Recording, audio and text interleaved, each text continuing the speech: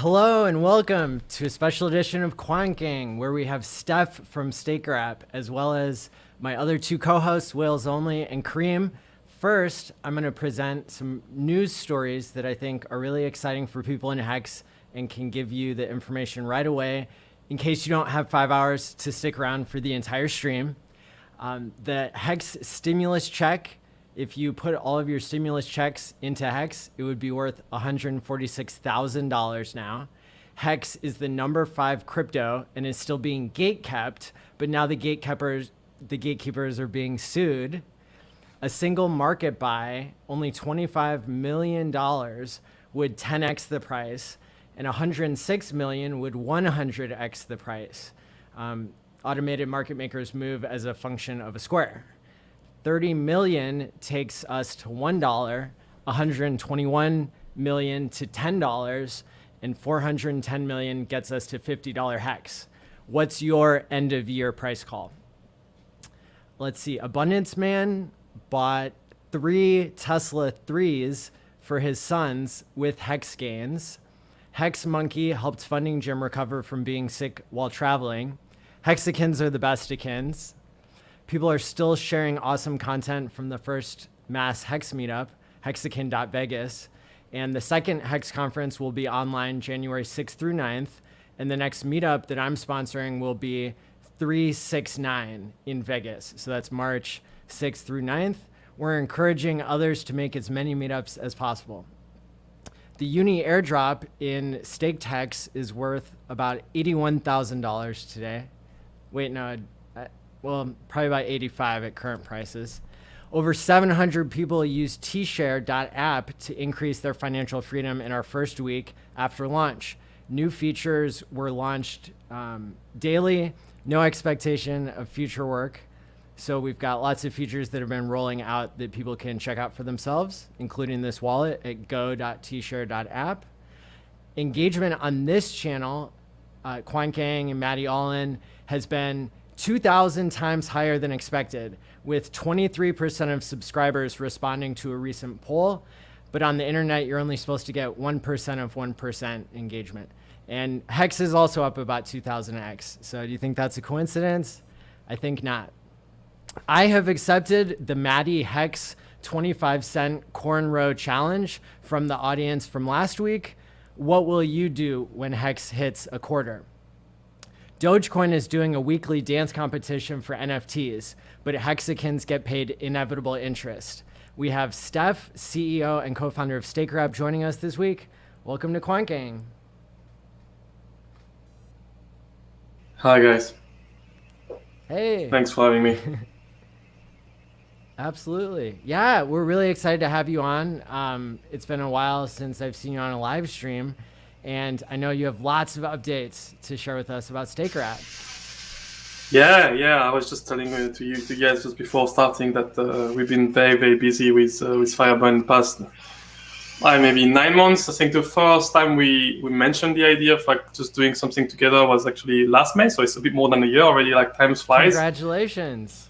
1 year anniversary. Last July we started, coding the first line of codes, doing a bit of testing. It's early September, doing the release at the end of October. A light version of the app was read-only first till December, and at the end of January we had like the version where you could stake from the app. So it's been a journey. I think we just, the both of us, we've been just like to crush it, like no vacation, just dedicated to, he quit his jobs, I quit mine, and we've just been like working just to try to make it easy that was the initial mission for people to get onboarded. Along the way, we had a lot of hurdles and surprises where we could not anticipate that the bull market, the mini bull market would come down, and the price of Ethereum would just skyrocket, and that like shifted all of our plans because we were anticipating that we could be able to deliver or give all the smart wallet for free at the beginning, and the price increase in Ethereum, as well as the gas price increase, is like just shambled all of our plans. So we had to adjust to adapt to the market situation, change the plans, keep building new features, expanding the team. So it's been really, really, really busy.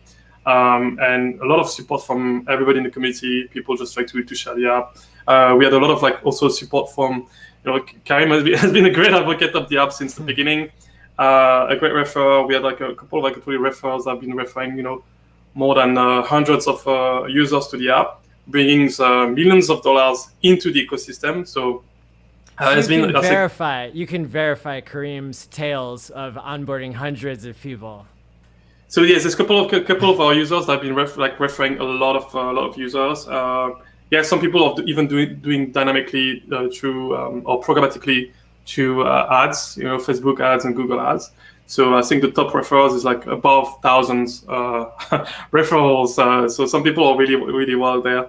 But it's been great. It's been great. It's great. It's been great. And so Karim, you're muted right now. Can you I'm sorry. I was excited. Yeah, I forgot that. And quick shout out to Steph because he's literally working all around the clock, fixing my UI just to make sure I can see things and Firebun to next level. And I will say the speed of activation has gone even faster because now we have a system and everything with Firebun and a spreadsheet and obviously, fees been going down a little bit, but it's going to be even better with PulseChain. But yeah, they're working around the clock. So that's what I was saying.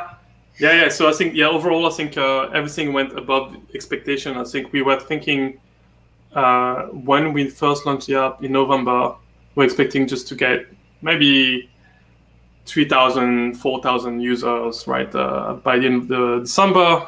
At the end of December, we had already 10,000 users. Now, monthly active users. Now we passed the mark of 50,000 monthly active users. So a lot of people are using the app. Not everybody is activated with a smart wallet, but it's growing really, really fast. Actually, since the gas price went down recently, we see a lot more people being activated. We try to smooth out the process. We can have in-app payments, from Google Pay or Apple Pay very, very soon. So people gonna be able to be onboarded very, very, very fast and snappy manner. So a lot of new stuff. Yeah. What percentage of users would you say have a smart wallet already? Right now we are roughly like 20%. Wow. And yeah. So yeah, we have 10,000. So one thing you could actually check out. Maybe I can ping you the link. Is something that is being posted by the PM of the Gnosis Safe team. We are the largest creator of like smart wallets, I think, in the world. Yep, I saw that link. Yeah. The chart is going up and to the right. So there's a couple of like smart wallet solution out there in the market. There's one it's called Argent Wallet. There's also another team in Europe. So Gnosis Safe have been building their smart wallet solutions. But I've interacted with their product manager. It was a few months ago, and he told me that normally the people that tend to use a smart wallet are kind of high net worth individuals. And I replied to him, it's like, HEXICANS will all be high net worth individuals. So we need to bring them with the best solution, security solution for themselves. I was laughing at the time, but I love that comment. 10x since. So. You're the best people. That's amazing. Yeah, and so I think that's just an example just to share with you guys that not only all the other teams building solution infrastructure within the Ethereum community, whether it's like Arbitrum, Optimism, Rockside team, the Gnosis team, the 1inch team, the PowerSwap team, we are chatting on a weekly basis with all these different like CEOs and teams to say, hey, or the ramp network, how can we get good deals? How can we reduce, the onboarding fees?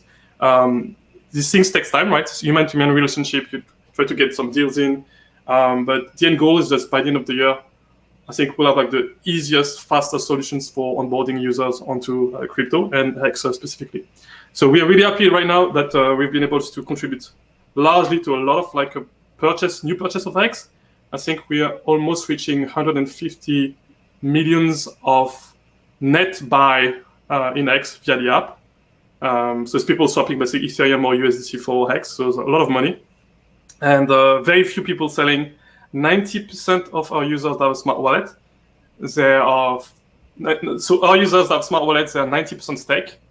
And the weighted average of all our users is 11 years. So twice the amount of the regular users. Account crew. I'm proud of you. Is that 90% of the users that are staking or 90% of the HEX that they're buying that's being staked? So if you get all of the HEX that people have been like funding their smart wallet with, 90% of that hex is staked, right? So very high level of staking in the app, and the average duration, weighted average duration, is 11 years. So I've been speaking with a lot of people around the industry, people on the banking services as well. They said they didn't believe me, so I was like, well, the data is on chain, so you can verify for yourself. But yeah, we're really happy with the metrics, with the support. Everything's going well. Even if we had a couple of hurdles, week after week, we're adding new features, we're scaling the operation. And we got something exciting with the V2 coming at the end of summer. I think it's going to be a game changer in terms of the experience, the UI, the thinking a bit more about the reason why people are investing, right? The meaning behind the money you put on, you sacrifice for your future self versus just looking at raw numbers on the screen, kind of a dry view on, just the number going up is fine. But at the end of the day, you want to anticipate what kind of person would I be in 5 years, 10 years, and why am I even putting some money aside now? And I think this is something that very, very few financial applications do. And it's something we're focusing a lot on. I think it's going to be great. Yeah. Cool. Absolutely. Yeah. Mati, I think it's a testament of who we are as HEXICANs. Number one, right? We're not traders, we're stakers, long-term people learning, understanding what they hold, and having just a one-stop shop when you get everything and you can protect it and it looks great. I think that's really a testament of the effort that we all have been doing as a community. So just today, shout out to Cal. He did another 10-year stake. He sent me a screenshot. It was awesome.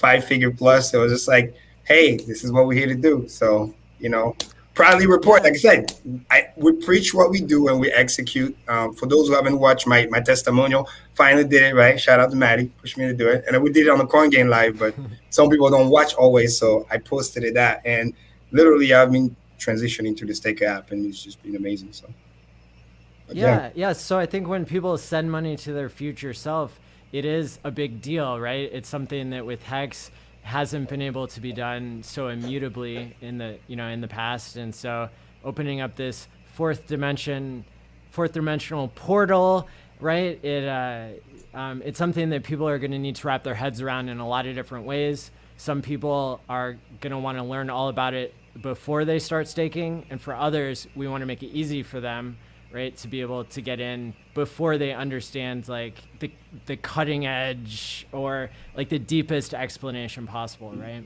Absolutely. No, that's a good point, because I have a comment there, because I've had people that I've onboarded where in the beginning they were just using the app, like Steph was saying, read only, using whatever, and then progressively as they learn more about all the functionality, like you said, Matt, it's like, oh wow, now they see the value. And then again, faster onboarding, and then when I'm trying to remove blocks, I'm like, all right, I'll pay for it. We'll do this, we'll do that. And then they get to actually do it, right? It's just like Hex. Yes. You can talk about staking all you want. You don't understand it until you actually stake. Until you and you can see the daily, right? We're talking about knowledge is power, but no, it's applied. When you apply it, you use it. Now you see what other people are seeing, and then floodgates open, and they invite their friends and family, and just keeping that rotation. So that's a good point. I've been getting invited to go on bigger shows, people on YouTube who have more subscribers than I do.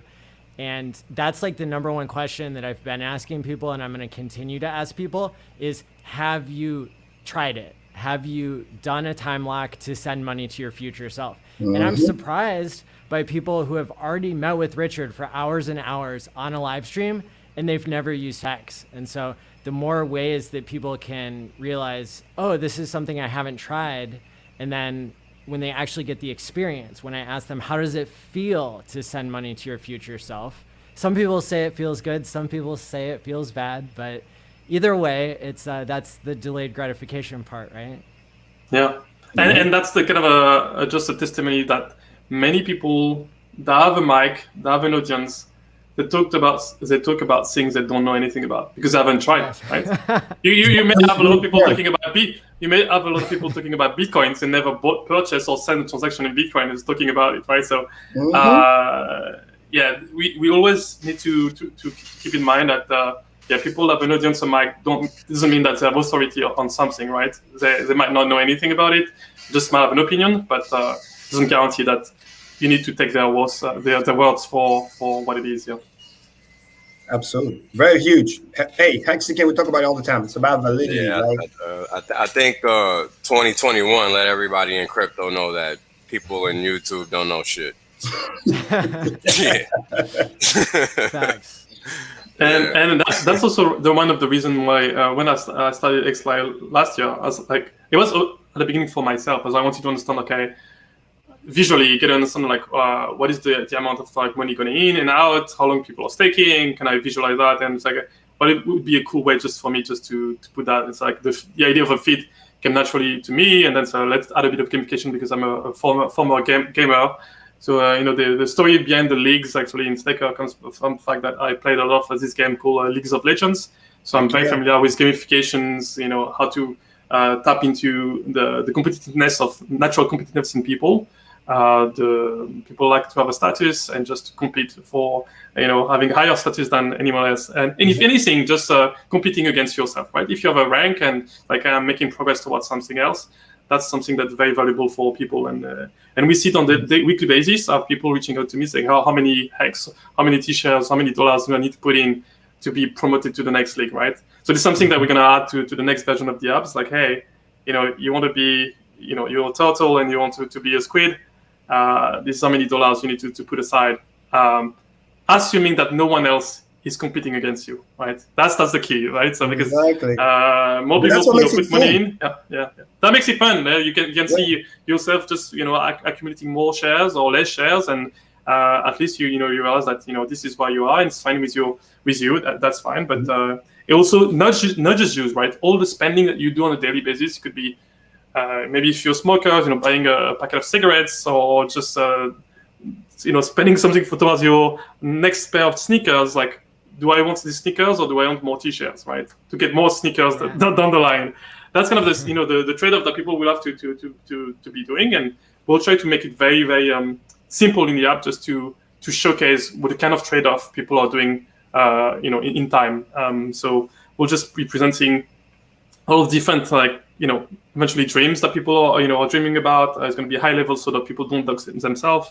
And people are going to be able to compare themselves towards others. It's going to creates more emulation, right? If you know that, you know, you're putting some money down the line just to pay for your next, you know, world tour. You want to do a world tour or buy a house by the beach, and it's going to take you 5 years. That's the reason why you're staking. Other users knowing that is very, very valuable. Because now you have a new user just downloading the app and say, hey, wow, you have 50,000 dreamers that all wants to buy the house on average. And they put that much money, and on average, it's going to take them like 8 years. Right? This is how much time they put into systems. And now yourself, you can say, well, okay, I'm not just going to put $100, I'm going to put 1,000 because I've got a bigger dream, right? So creating that emulation within the system is the direction that we're taking in the app. And again, not looking at the raw number of your portfolio. This summit, I got 500K, that's great. It's more about like, why are you even putting some money aside? Is that for something that's meaningful? Is that for your kids' education? Is that for house, a world tour, for retirements?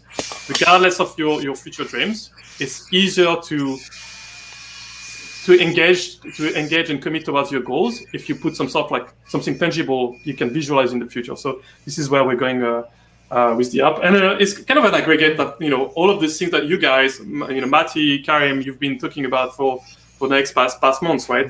We had a couple of like brainstorming with a very talented game designers, and they all told us like, yeah, you need to go down towards that direction. The meaning is the key. It's something that very, very few financial application. While the marketing team of these companies, right, Visa, MasterCard, oh my God. when you see them on TV, the marketing and the advertisements are all about meaning. Right? Why you spend your money with your kids, you know, you go on vacation, but very rarely in the product is reflected, right? Any of your bank's application or mobile apps, you will see anything towards meaning and why.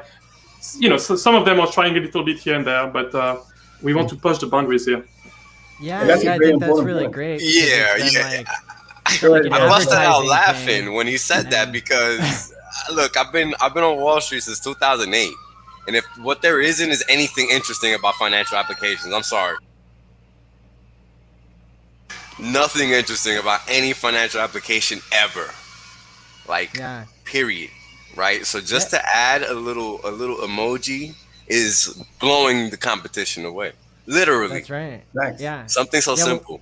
when you add a competition and an identity factor, right? And then plug in dreams and tangible amounts of money. I mean, and I'm not surprised. I'm not surprised that it's HEXICANS that are figuring out what the signal is and what the noise is, right?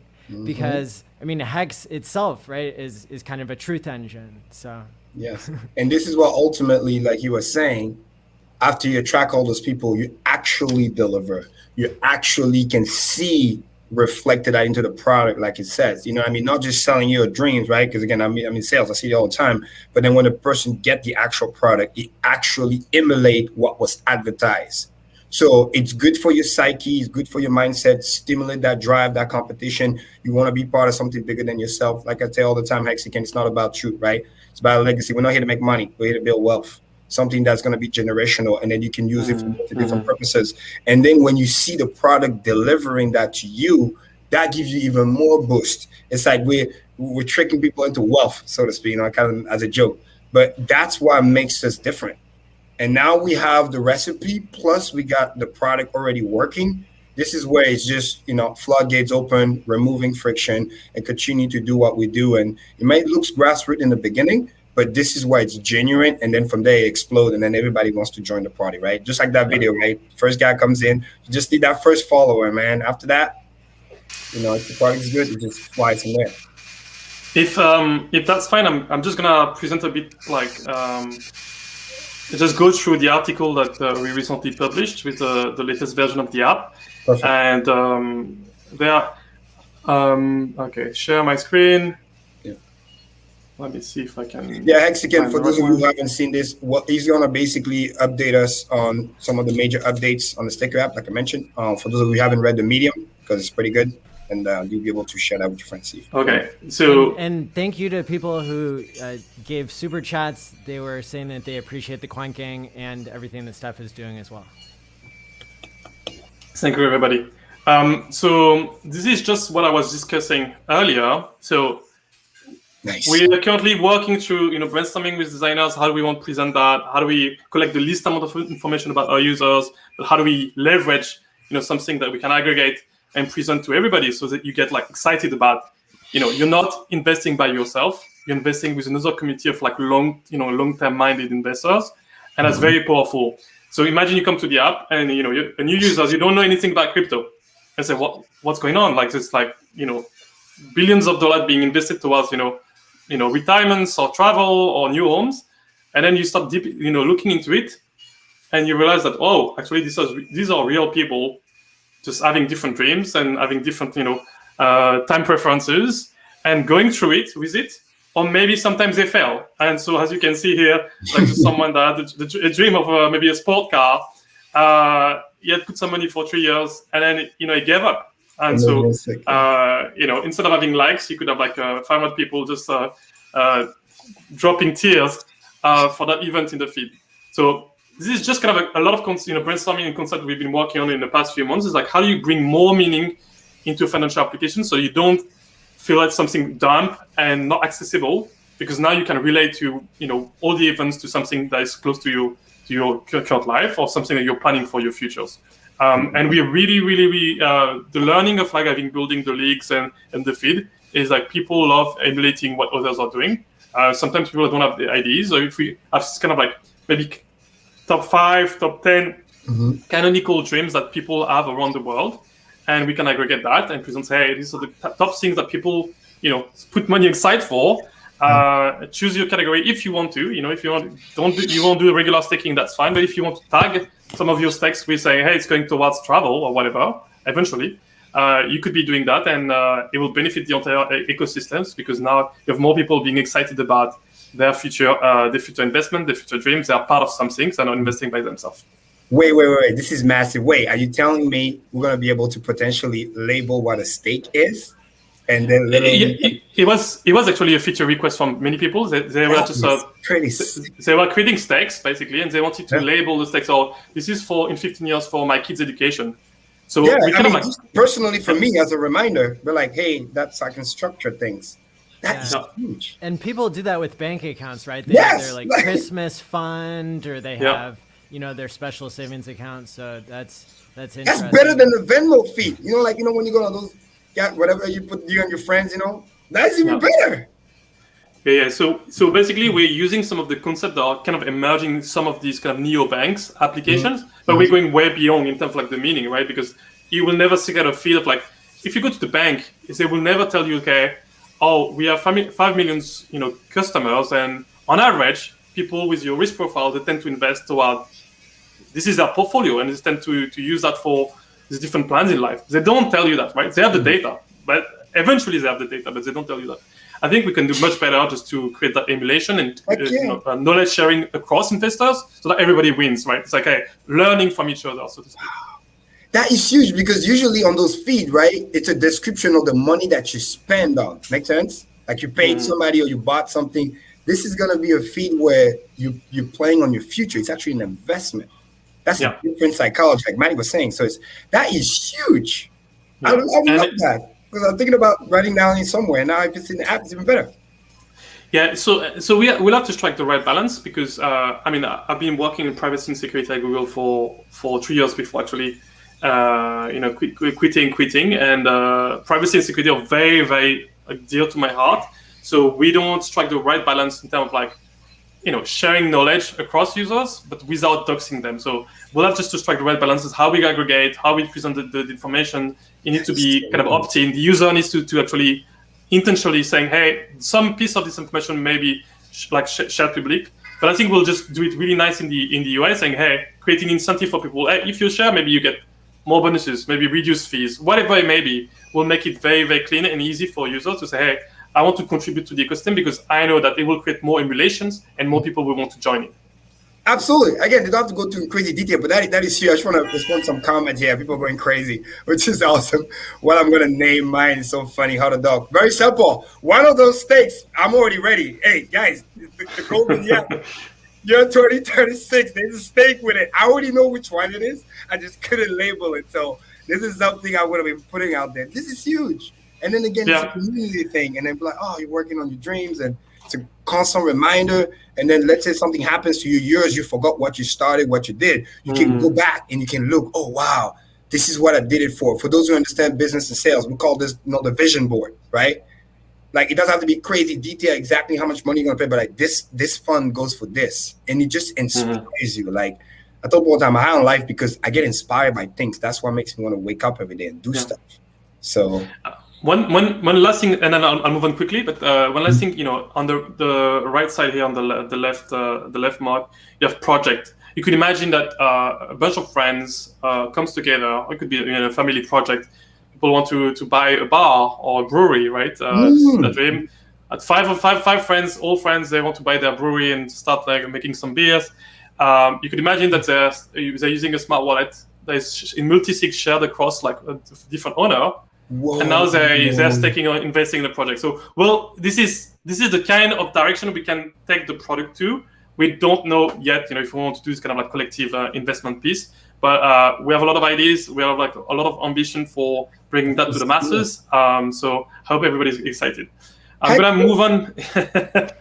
I'm gonna move on very quickly to one thing that I think the most exciting piece of what we've been working on lately, and mostly that work has been done by Fireburn, is let me just throw in the observation that instead of buying a bar, which encourages drinking, HEXICANS could all pitch in together to buy a golden yacht, right? Yes, I was just about to say that, Matty.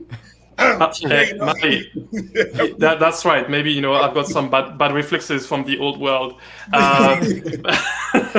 but it could be an alcoholic, you know, alcohol-free bar as well with, you know, veggie cocktails. Who knows, right? Yes, there you go. There you go. Hey, another one. Buy an island. How about this? Hell yeah. Oh yeah. Yeah, so this piece of work is a bit more technical, so I'm not going to go into too much details, but just to give you the gist of it.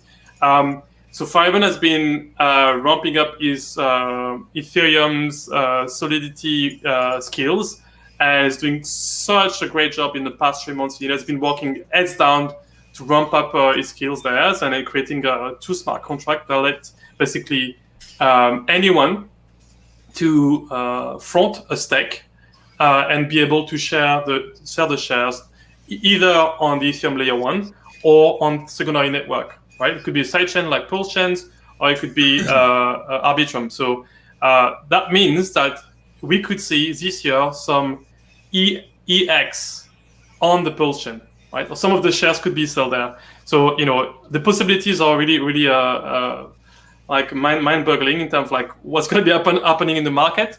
But it's being basically building the foundations for a bit like in Uniswap. Someone can be a liquidity provider, and the other type of users or traders. The same thing, like someone could be fronting maybe 10 million X into a stake, sharing the shares, and you have any users that be able to buy shares of that shares. So I invite you just to read the article and just to see about the rules, the pros and cons of this current smart contract. But it's really exciting in the possibility just to scale the ability for people to access HEX. And for us as a product, that means that if we do like either a Pulse integration or even a layer 2 with Arbitrum integration or Optimism, we can have like instant transactions at less than penny in terms of fees, right? So that's why we started building it, because we started doing that work before knowing that Pulse would come to the market. So we had some discussion with Richard, like, hey, what is the timeline of Pulse? Should we invest sometimes doing it? And I think for us, because it was a kind of a better strategy, because we knew that even with Pulse, we could just deploy that solution a bit anywhere. So more surfaces, X, in the next couple of months could be in all of the chains that you guys are using or not. Now, do you know anything about when PulseChain is coming out? I have to. I can't share any detail of my private conversation. For us, the most important thing with Pulse is, because again, security for me is the top of mind. I don't want any of my users to lose any money. I spend my days chatting with users that lost their seed phrase, and I get pissed with them. It's like, are you telling me that you lost your seed phrase? Well, we put it red warning in the app and a verification challenge. Most of the time, people actually find their seed phrase. They saved it somewhere, screenshot it, but they forgot about it. But so for us, my point is like security is really important. So I told Richard, I'm not gonna be supporting Pulse if I haven't been using the testnet, right? For a good amount of time, I've got guarantees that the network is decentralized enough that we can run, as a company, we can run our own PulseNet node, that we have a Ether, like the equivalent of HEXICANS, so a block explorer is available. I want a set of guarantees for us to be confident that this is a solid new ecosystem that we can build on top of, right? So, I cannot give anything around timelines. But the next step for us, once the sacrifice phase is over, is to be doing some testing on the testnet, right? So it's still a private testnet. We haven't been able to access that, but it's going to be like in the next sequence is doing a bit of testing on the testnet. And when we feel confident enough that the new network is decentralized enough that we can eventually be an operating node on the PulseChain, we'll be able to start doing the integration in the app. The last point I want to make on Staker and PulseChain, we as an app developer, and we are doing a lot of distribution now. We have like thousands of users using the app, right? For staking, we'll have to make to have some sort of choice in terms of what is the default experience that we present to new users. Do we have them staking on the PulseChains? Do we have them staking on the Ethereum chains? Do we do a default? Do we present both choices and explain the pros and cons? I was just about to ask you that. Yeah, these are like serious questions, because that will have some impacts on the price of EX or PX, depending on like where we route the traffic, right? And we'll have some discussion with Richard, also, because he will have also the same kind of discussion on what does he promote first on go.hex.com. Is it like, is EX, is that PX? Not that many people have been talking about that, like in terms of like people have been speculating which is going to be the price, but they've been like they haven't been putting too much attention of like what is the surface that drives traffic towards one token versus the other. Yes. And I think it's a great question, and I'm glad you asked, because I want to give input on that. I think it will be smart to be able to display both for a couple of reasons, because number one, as we always talked about with HEXICANS, is that It's about getting the money printers, right? So you double out on both sides. So be able to see both, you'll get to understand what's happening. Just like in traditional market, like Wells can talk about it, but we talk about stock splits, this like that, what happened before. This is big payday 2.0. So when people get to see both, and then you have a system kind of like, you know how you add multiple ETH wallet, and then you just sum all your T-shares and all your thing at once, having something like that. So when the price do whatever dance is doing, the staker class will be like, it doesn't matter. I'm getting paid on both sides. I don't have to pick what's going on. Then I can look at my whole, let's say we get a copy, price goes down, I don't know, 30, 40%, maybe we're at 6 cents, just an example. And then you combine the two, you have 12 cents because you're getting 6 on one, 6 on the other, because it really is a copy in the beginning. And of course, it's going to start doing its own thing individually, but be able to display both, I think is powerful because they don't feel like, oh, I lost something. Oh, I have to choose. No, you're getting paid on both sides. One can be valuable more than another one, but it's no different than having your dream account main wallet, and then you have your secondary wallet, and then you combine the two, you see your whole portfolio. Like right now, technically, I have 2 dream account, right? Because I have the main one before Staker started, and then now I have the one on Staker. So I have to combine the two, which I do on the Staker app to be able to see where those stand. And that's why the average goes higher. But the point is, I'm able to see all at once. I think that's very, very genius. So nobody feel like they're losing anything. And they also feel like I'm on Staker. I don't have to download any random stuff. I can be on the PulseChain and I can be on EX all at once. I can do my sacrifice because that's, again, I have a lot of people that I recruit, right? That's the question they ask me. And I can tell them, no, it's going to be fine. You're going to be all in one. You're going to see everything. So once they see everything, it becomes another higher level of one-stop shop. Remember how we talked about you don't have to go to multiple sites. You do everything, buy, stake, and stake, everything once. It's the same thing. So I think it will be huge because you have plenty of space. Display both. I think that will be just genius. Yeah, for sure. We want to cover, like, be able to support like both ecosystem. But it's just still going to be the question is like, do we have a default? Do we drive people towards a default? Do we you have to prioritize like the way you display stuff in the app. Yeah, that's going to sponsor trading because that will send a hidden message like, oh, this one is better than the other one. And that I think is dangerous. Instead of saying what we've been preaching, but like, no, I'll ask you, oh, what should I do? Sell this, sell that. No, that's how you're going to get wrecked. Get your money printers. It's going to get double, get paid on both sides. You see both. And then as the year goes by, if one is a little discounted than another one, or you get a better rate on one and the other one, then you can just top off the left side. And then maybe the right side gets a little bit cheaper. Then you top off the right side. But you get to see the portfolio as one, like multiple real estate, right? You have your Manhattan and then you have your LA, but you get to see both. Because if you display one or the other one, that creates that trading mentality. And that's going to get more people wrecked. And then, because the art bot's going to come in and do what they do. So I think, and that's a great this is an open question. Teach people a lesson, right? And then they'll learn and they'll be staked and then life will be good, right? We want to show them the money printers are the best. They're the best on the e-chain and on the PulseChain. You get both. Yeah, it could be that, with the scalability coming to, layer 2s plus PulseChains that, with an option where you invest, you split your funds basically when staking on both sides, and maybe that's the solution. So exactly. we haven't decided anything yet, but and I think at the end of the day, this is better than other financial products, HEX, right? Because people are saving themselves from themselves, right? Because people who are staked are not able to trade immediately the entire amount. That gives them years to get educated about the perils of trading. Maybe they even, come across some specified lessons, right? Maybe they engage with the community and the community is educating people about trading. And so I think that there's a lot of solutions out there. And more than anything, there's time. People are time locked in. And so they have plenty of time to decide what the best strategy is going to be for them. Yeah, absolutely. Yeah. And then there's a great comment here by Diamond Dad, and which echo what I was thinking. Another power with displaying both is, Steph, we can have a system where as the person logs in, hey, new fund comes in, I just put in, I don't know, 10K, whatever. And I'm like, oh, because I'm all about the money printer. Which one do I get a better discount?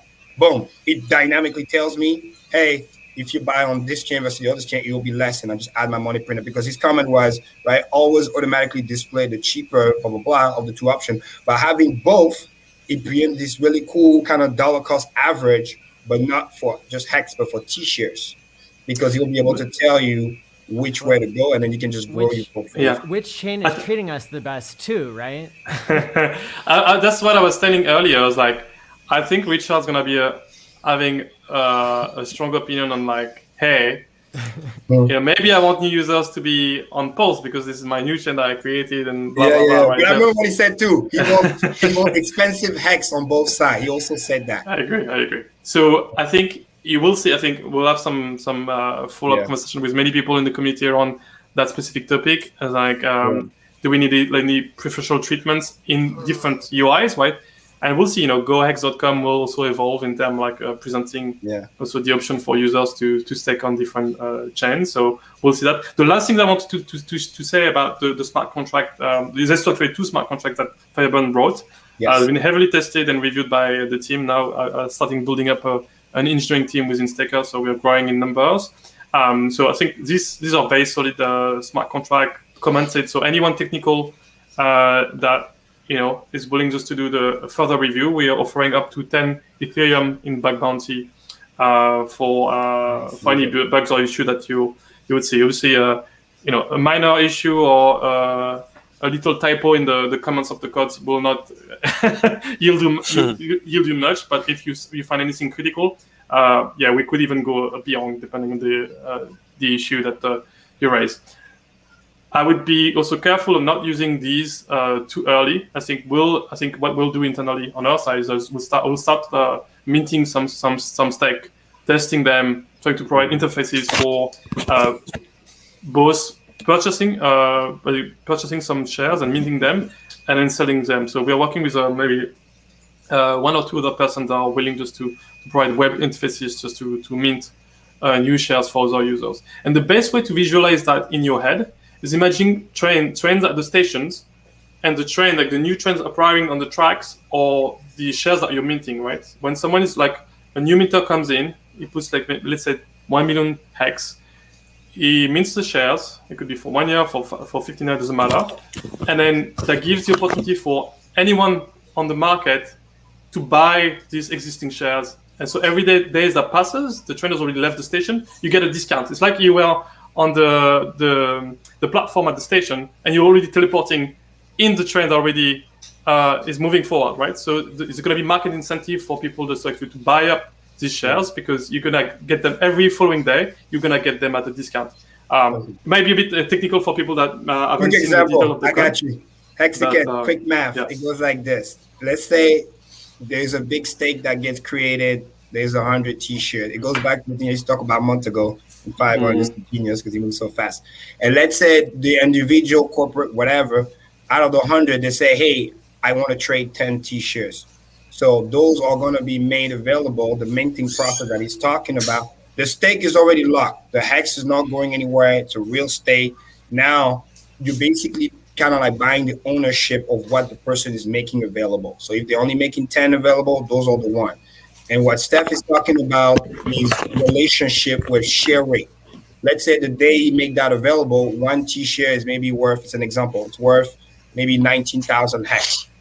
And then as the day goes by, let's say share rate gets more and more expensive, it incentivizes people to buy that old T-share that was made available because it's getting at a discount, so to speak. That's what he's talking about, because everything is going to be done in hex. Right? No USD, none of that stuff, protect the price, all that good stuff.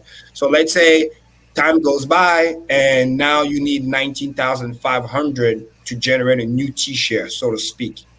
Then you're going to be incentivized to go buy that minted share because you'll get a discount for that.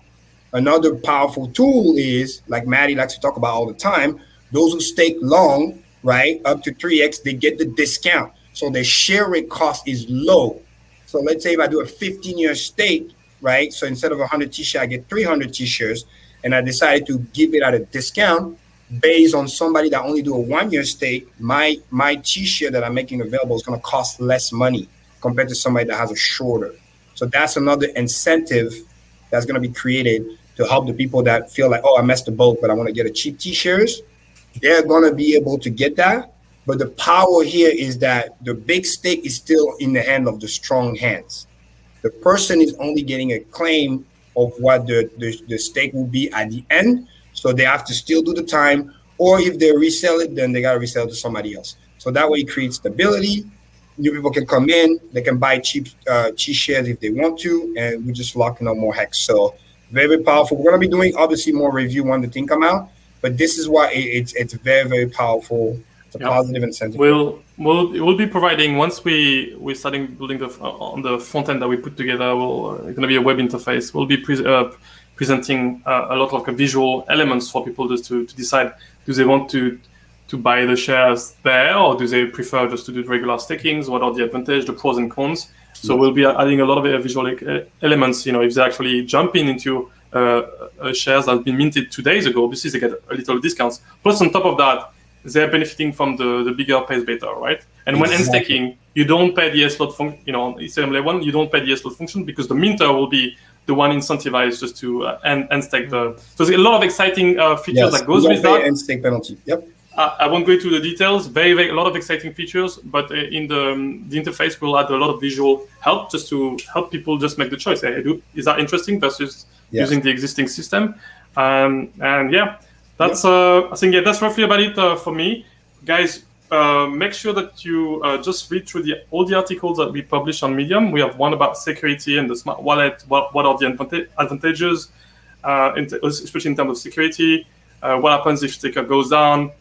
We are very serious about security. Onboarded a lot of friends, family, former colleagues, so I would not jeopardize anyone with any of their money. So we've been looking into what is the most actually long-term solution for our users. And we know that a lot of things can happen within the 15 years period, right? Let's say you have your seed phrase. How can you guarantee for 15 years that little piece of string, 24 words or 12 words, won't be compromised? How can you guarantee that for sure it's not? What happens if it does? It is compromised, and that someone have been picking onto your seed phrase. You're stuck because now your stakes are engaged for 10, 15 years. You can't do anything about it for maybe hoping that no one is then staking your stakes if things have been compromised. With a smart wallet, your smart wallet is the one staking on your behalf, and you're owner of the smart wallet. So you could change ownership. So even if your first set of seed phrase are compromised, now you could say, well, I'm changing ownership to a new smart wallet. I could even have multi-sig functions where I'm not the only owner, but maybe my hardware wallet is secondary owner for the smart wallet, or even my a lawyer could be on top of it. So you can spread your seed phrase as you see fit. So we'll be adding all of these things, I think, into the V2. More options for users to have a very complete and extensive security setup. But we spend a lot of time before going with that solutions. A lot of people, I understand that it costs a little bit more because it's a smart contract. But you can look at Gnosis Safe data. They are storing billions of dollars or being secured by Gnosis Safe for reasons. Some of the high net worth in Ethereum, they are using Gnosis Safe for a reason because they are multi-sig contract. And even Vitalik himself, he has a multi-sig contract for his fund. I was just going to say that. He switched recently, didn't he? No, absolutely. Yeah. And it goes back to what you said, the best for the best people. HEXICANS, this is what there's no cheap price on security. Make no mistake. Mm-hmm. If you're having issues, you got no excuse. Reach out to me. We'll get this thing turned on. I mean, long term. I'm also someone that has created regular stakes for 15 years, even before knowing that smart wallets were existing. And I feel less secure with my current setup versus having that. So it's something to consider, guys. If you think that 5 years down the line, 10 years down the line, HEX can go to places, would you want to invest in the most secure, portable way to move your funds, right? If something were to go back, think about if you want to do a will and do some sort of inheritance planning with your kids. How do you transfer that over maybe to new addresses? That's something that smart wallets enable with multisig. So that's about it. Price has been going down, which I'm happy about that too. So so another important question that Steph has been kind of teasing on social media, and we want to know when AirDrop. And so it's Gnosis AirDrop and Staker AirDrop. Oh my god! So I haven't been specific. So there's two things that could be happen, right? So So the Gnosis Safe product manager, Lucas, very nice guy. I spoke with him a few times. He's trying to see how they can incentivize, governance token for the Gnosis Safe ecosystem. So he's looking at all of the airdrops and tokens that have been issued with Uniswap, with Compound, and it's like, why not doing it one for the Gnosis Safe ecosystem? And now we kind of like a community of independent parties that can add new features and those type of to the Gnosis ecosystem and product. And so he alluded since December. That's I think the third tweet or public mention is done. That's saying that they are looking into issuing a token for people in the Gnosis Safe ecosystem. I don't know if being older owner of a safe is enough. I don't know if you need to have a couple of transactions or certain volume. I don't know all of the parameters, but it's something they're strongly considering. And some other people in this Gnosis Safe community are also excited about. So it's no guarantee here, but you could get good surprises on that front. Yes. From a staker perspective, we are not planning to issue any token. We're quite busy. It would be a distraction for us, at least at this stage, to issue any token. If we were to do that anyway, there would be some sort of utility token that gives you maybe some credits and points, depending on your engagement in the ecosystem, in our app and ecosystem. But we're not there yet. But things that we will do for sure. I want to ask you if you could talk a little bit more. Go ahead. Go ahead, Steph. Yeah, and the thing that we'll do for sure is for all the thousands of users that have been supporting us, believing in us, like absorbing these early fees, we'll be providing like exciting prizes and features that you won't get if you don't have a smart wallet, right? So we are currently discussing with the team like which steps is gonna take, but for sure there's gonna be some prizes being offered to regular users and for referrals in the StakerApp. So I will share more specific, I think, in the next few weeks, but it's something coming. Amen. Awesome. HEXICAN, that's the key. So, building the value. And then to recap, in the best world, you'll be able to log into the app. And then let's say, you want to buy a new TShare, you're going to be able to look at EX, PX, and even the minting share. And then whichever discount you get, boom, you get that all in one. So that's the future we're looking at, which is great. And there's great other, again, competition stuff that's going to be coming out as well. So I'm excited for that. And always just building value, adding stuff, not just, that's why I love what Steph said at first. Like, it's not just about bringing useless tokens, but like adding something that's going to bring value for the users and sponsor the right behavior, which is why I love what he's doing. Yeah, last both.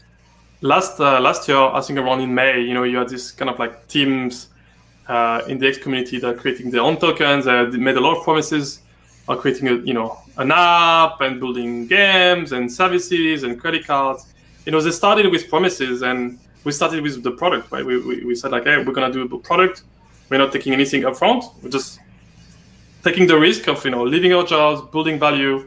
Obviously, we've been taking a little fee upfront, right? We're trying to reduce that price to a very minimum. That helps us also being a sustainable business, so that we can hire more people, marketing, support, all this to create a very, very premium product, right? Because our goal is by the end of the year to have been contributed to onboard hundreds of thousands of new HEXICANs, right? Yes, sir. And so the question is like, if we pump everybody's bag, right? How much of a little tiny cuts we can do just to create a business that is when you have like someone that's really new to crypto, I'm kind of hire like a few support folks that say, hey, this is kind of like the experience. This is how you need to go through. This is the issue. This is how you manage your safe phrase. I want to create like high quality experience, high quality service for our users. And that's a big cost. So we are trying to reduce our fees as much as possible, but down the line, we are just contributing a lot to the community. We have all the data and backup for doing that. Yes. I was mentioning at the beginning that our users, the staker users, are staked on average, weighted average, 11 years. Yep. That's the kind of users that we bring. There's a lot of like a new, the new folks that didn't know anything about crypto, that are just being to crypto because of the StakerApp, because they say, hey, that was really hard just to onboard someone with the old system, and now it was a bit more appealing or easy to do it with Staker. There's still a bit of friction, so we're trying to reduce that. And I think that's going to be my last comments. I really want to congratulate Mati and his partners just to build a TShare app, because this is the type of initiative we need more in the community. Not maybe more streamers, but more people building, adding solutions, trying new things. And I think it's a good complement to what we're trying to do. So they're taking another path, and I really congratulate the effort and the intention. That's great. I've been just using the app, and it looks really fantastic. Thank you. Yeah, we added go.tshare.app as the wallet solution, so people can see the stakes that they've created through the game of the claw game, deciding whether you want a small, medium, or large stake before you've even been presented what is crypto, what is money, what is hex. There's no numbers, right, or words at the beginning of the experience, and so yeah, like you know, I would also like to say thank you for Steph. Steph has been an outstanding member of the community. I remember back in the 24-hour live stream, he gave me some of his airtime because he's just such a generous and awesome person, and he's been busy, not taking vacations. He's been building things for the HEX community constantly, and we can see the glorious effects of that. He's an awesome member of the community, so everybody definitely show him all your respect and praise. And I'll be there in person for the next conference for sure. I'll have fun with you, dancing, and having alcohol-free cocktails. That's right. There you go. Yeah, HEXICAN is like 3:30 a.m. over there, so I always appreciate Steph, the hard work, and obviously Fireball. Oh my God, super dev out there. So I remember days where Fireball was sick but still working. It was just crazy. So again, we're surrounded by great people. That's why I get my confidence to do what I do, and like just the confidence to talk to my friends, my close friend, or even anybody that reach out, be like, hey, I know this product is good. I've used it. It works, and they have your best interest in mind. That to me, it gives me the biggest boost to just go out there and then stay fruitful and keep spreading the word. So we're gonna keep doing that. And again, roadblocks are being removed. I remember days where getting a wallet was like $60. Now we're like less than 2 digits. So it's like things are getting better. You're getting more features. It's like technology deflationary, right? It's getting cheaper and you're getting more features. So this is what I love. It'll be every week that goes by or month that goes by, the experience is going to be smoother, faster, cheaper. And because too. Exactly. We're working full time trying to address multiple, problems, from security to onboarding to fiat to on-ramp, right? So we're discussing. We have one of the privileged partner in the app. It's called ramp.network. We're having discussion on how can we get fiat to crypto and ramp, right? And it's kind of things that we can do actually, being like a registered company. We can just talk to partners and say, hey, what kind of solution can you bring so that we have a better experience for users? Right? These things takes time, but I think I'm sure that in the next couple of months, right, it'll be very like almost instant to have someone new that say, hey, I got Google Pay or my credit card, I get fiat to X directly, even without passing by Ethereum or USDC. That's the kind of like solution that we want to provide, and that takes a bit of time, but I think we'll get there because we're really motivated, and just we were using, I think, a past experience about using our previous companies, previous relationships to make sure that we are working with the best partner in the industry. So everything we do is like the best for our users. Like we brought up like Quant to all of HEXICANS. I don't think that many people knew about it before. Same thing for the Gnosis Safe wallet. Same thing for the meta transaction. So you can actually, with Staker, do some staking even without having any Ethereum, right? How many wallets can you do that with, right? Even MetaMask, they don't have this kind of a feature. So we are just pushing the boundaries. Stupid. Oh my God! Did you see the tweet from Richard earlier today? That MetaMask fees, disgusting. There's a guy that's paid like $50 million. Yeah, so we are trying to push the boundaries, and I think it's been 6 months since we released the current version, like with the ability to stake, right? It's been even less than that. It was 5 months at the end of January, and by Christmas, I think we'll be in a complete different universe, I think. Well, keep up the good work. Some vacation by then, maybe. I know. I told the team. And maybe we take a retreat, right? We go to a Caribbean island and we launch the V2 from the islands. But there you go. No break until then, until we have something very solid, tested, that works. We don't no stop. No break until the island. Yeah, let's do that. Yeah. No, but Fireband is really hardworking, huge ethic. Same thing the people I brought on board, right? My best colleagues at Google, right? High quality delivery in terms of code, security minded, like to the top. So when people come to the product, I mean, they can come to Discord, Telegram. They send us like hundreds of messages every day. We reply to all of them. We read all of the comments. Say, hey, what can we read for you? Wow. We even had some users that did some crazy shit with their seed phrase. Like, hey, we try to brainstorm what can we do just to help recover, and we go above and beyond of service because we want to help everybody just to have a good time, and people trust us with installing the app and trusting the wallet. So we want to give back. So for sure. Amen. Great comment from David. You're absolutely right. Yeah, we're so lucky, man. Great people in the community. Steph, I had a quick question for you. Somebody in the comment just asked, can you speak a little bit between the security between the Gnosis Safe or hardware wallet? Is it the same? Is one better than the other one? Earlier, I didn't know. I wanted to ask you. Most likely, security is a spectrum, right? So you can't say something is secure, something is not secure. It's a gradient of security level, and you could even say, well, I've got a hardware wallet, but do you control all the supply chains, right? So when, let's say, Ledger or Trezor, they're building their wallets, how much guarantee that you have that someone in the process, they didn't open the box, did something with the wallet and put another one? You have actually very little guarantees. They've been working really hard, making sure that their supply chains are on top. They actually pay premium for having a higher quality supply chains for the things that they deliver. They have a couple of techniques over there. But it's safe to say that the hardware wallet is kind of the safest options, in the sense that most likely the seed phrase that gets generated on the wallet never touch the web, anything, anyone have been able just to see that seed phrase. So it's most likely just to be maybe the most secure out there. And it's maybe not practical for everybody, right? You want to onboard someone new to crypto, you're not gonna say, well, go buy first $80, Ledger. They're not gonna have a clue. Yeah. That's important. No, I'm glad what you just said. That's important because you build costs into it. People will think like, oh, I don't want to pay this, but they don't understand the hardware wallet is not free. Yeah, exactly. They're not ready for that.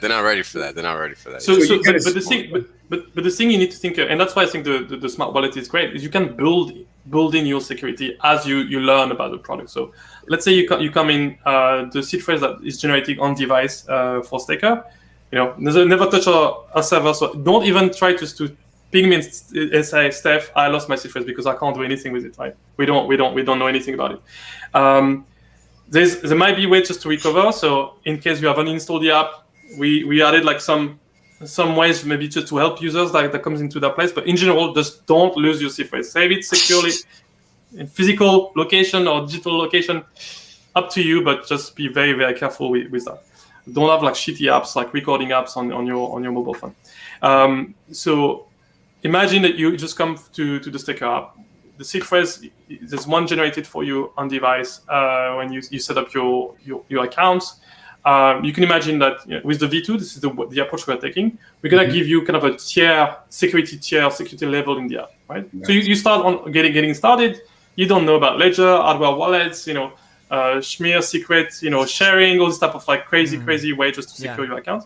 We're gonna just be able just to educate you as you go along, as you're building your portfolio and your wealth. Say, hey, based on our statistical evidence, maybe we feel that your account security setup is a bit weak. So we're gonna just list your education of these are the options. Do you want to buy a Ledger? And maybe we give you a discount because we have a partnership with Ledger. They're here in Paris. So I'm meeting the CEO next week. That's true. This is where we're going, right? You start reasonable, and as you build your wealth and your staking ladder and your portfolio, and you learn more about crypto, you build the security that goes with it. Very smart. And then it goes with your fund, kind of like level 1, you hear, then you can get $5,000, you recommend level 2, and then you get maybe 6 figures. Exactly. That's very smart. So that way they don't feel like, if somebody have a couple $100 and then you tell them to buy $80 wallet, he's going to be like, dude, that's my portfolio is gone, So that makes perfect sense. We have about 5, 6. when the fees are high, you know, it's like Yeah, Yeah. exactly. Yeah, shout out to Carter. Yeah, very thoughtful. That's next level right there. Yeah, I mean, we have 3 priorities. Like for, since March, I told the team there's 3 main priorities for the V2. First one is security, right? So every new team meetings every day, it's like, hey guys, what do we, how much we're doing progress for our different. There are 5 or 6 different security features that we're bringing to the V2. Then comes like scalability, and fast transactions and cheap transactions. And then at the bottom of the stack is the UI, right? How do you create an experience that really is compelling, that help like any mainstream users thinking about, hey, this is not a financial app. This is an app that helped me plan and build, secure my wealth and my future. So that's where we're going. But security is always at the forefront of every discussion that we're having within the team. So you can be sure that you won't be let down by the app or the business at any point in mind, because we think about it every day. Amen. And I will link to your security articles on Medium in the description below for those of you on YouTube, and that way we'll be able to make sure everybody has that information. Yes, please, people, read the Medium. It's important because you get all the breakdown. I share to everybody that I onboard typically, but yeah, definitely that, and then the latest one that you just talked about. Yeah. I will have to let you guys, but thanks again for having me, letting me the opportunity to share a bit more about what's coming next for us, what we've been doing, and what's coming next. Congrats again for the launch of the app, Mati, and your partners. And thanks, the 3 of you just on the weekly basis, multiple times, just coming, educating new people coming into the community. We see the stat on our end. There's thousands and thousands of every week, thousands of new users, new people staking. So that work needs to be done, because you have new people coming in that may not see the videos from 3 months, 4 months ago. So kudos for the relentless work and education that you're providing out there. Amen. Awesome. Thanks for your time, Steph. We appreciate it. Teamwork, community. Thank you. Then say shout out to Firebomb when you see him. Yeah, I will. shout out to I will. Firebomb too, man. Just in case, The unseen man, right? Yeah. Thanks, guys. Have a good one. Thank you, Steph, man. Appreciate the work, brother. All Man, he's right. fired up. This is awesome. Yeah, I'm excited. Let's we keep we this even momentum going. we kept them longer than he wanted to, too. I'm gonna. I that mean, was it's like valuable. 4 a.m. over there. I feel bad, but I was like, oh man. Well, I'm Hard to gonna let him run the go, intro, man. and then we can come in hot. How about Let's that? do it. Let's do it. Let's do it.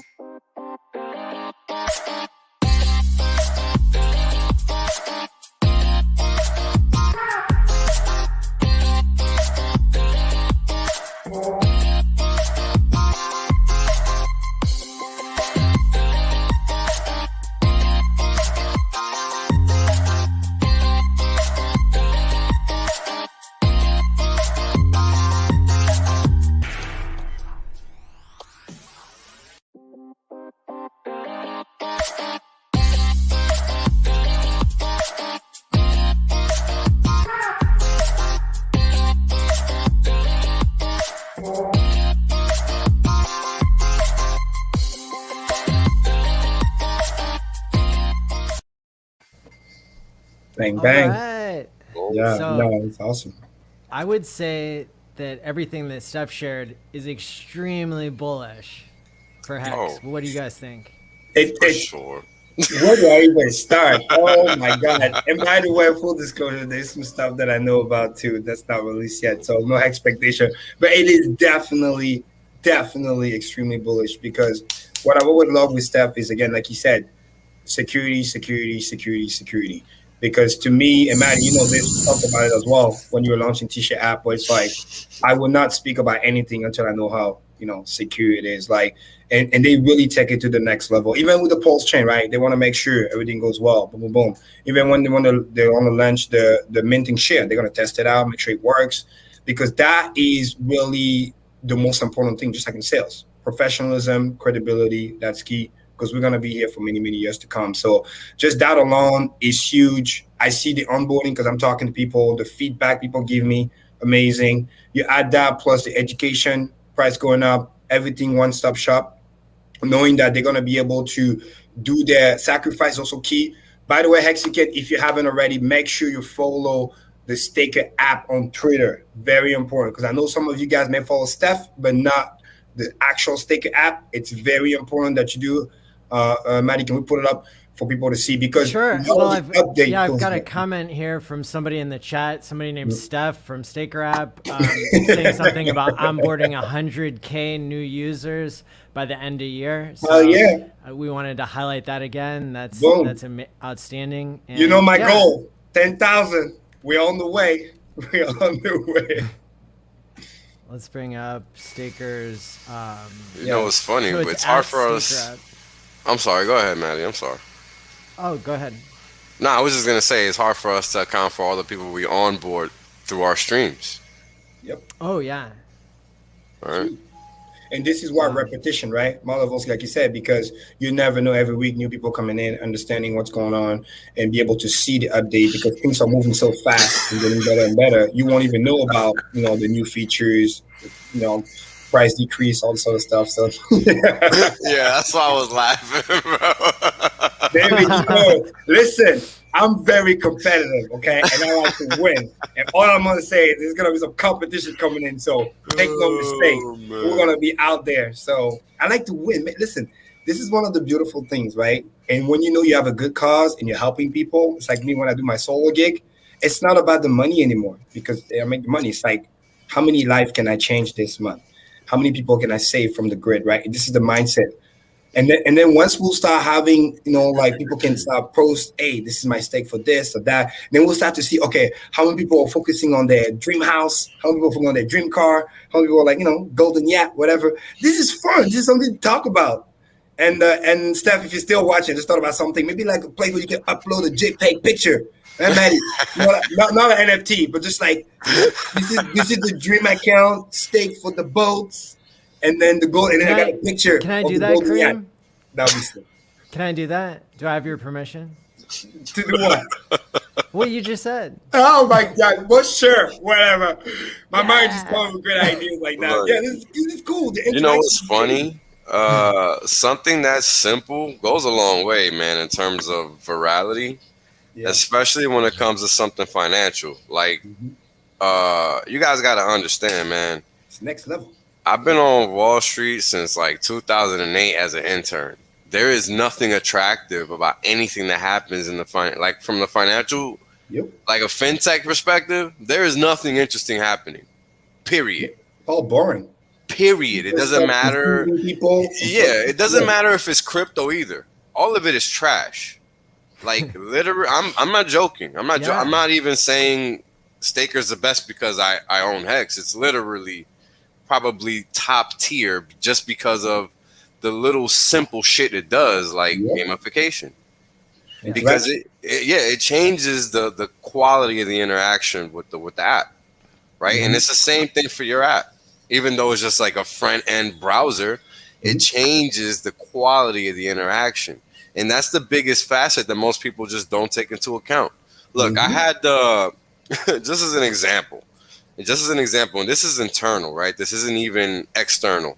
So you would think it would be simpler because you don't have any fucking customers to appease. But no, this is how much of a disconnect there is between UX and the dev side of things, right? I literally, me and a colleague of mine, we just literally sat down with these fucking devs where I work, told them what we need literally to make the shit like, seamless, like, smooth. And, this is coming from people that have an idea of what it takes to actually code and shit, right? So it's not like we're out here asking for fucking rainbows and sunshine. Like, we're asking you for completely, attainable shit. Bro, you want to talk about 10 out of 10 misses. Like, it's not easy, man. It's not easy. So the StakerApp is, like, next level. Just based on the simplistic nuances that are there for people to interact with. And it doesn't seem significant.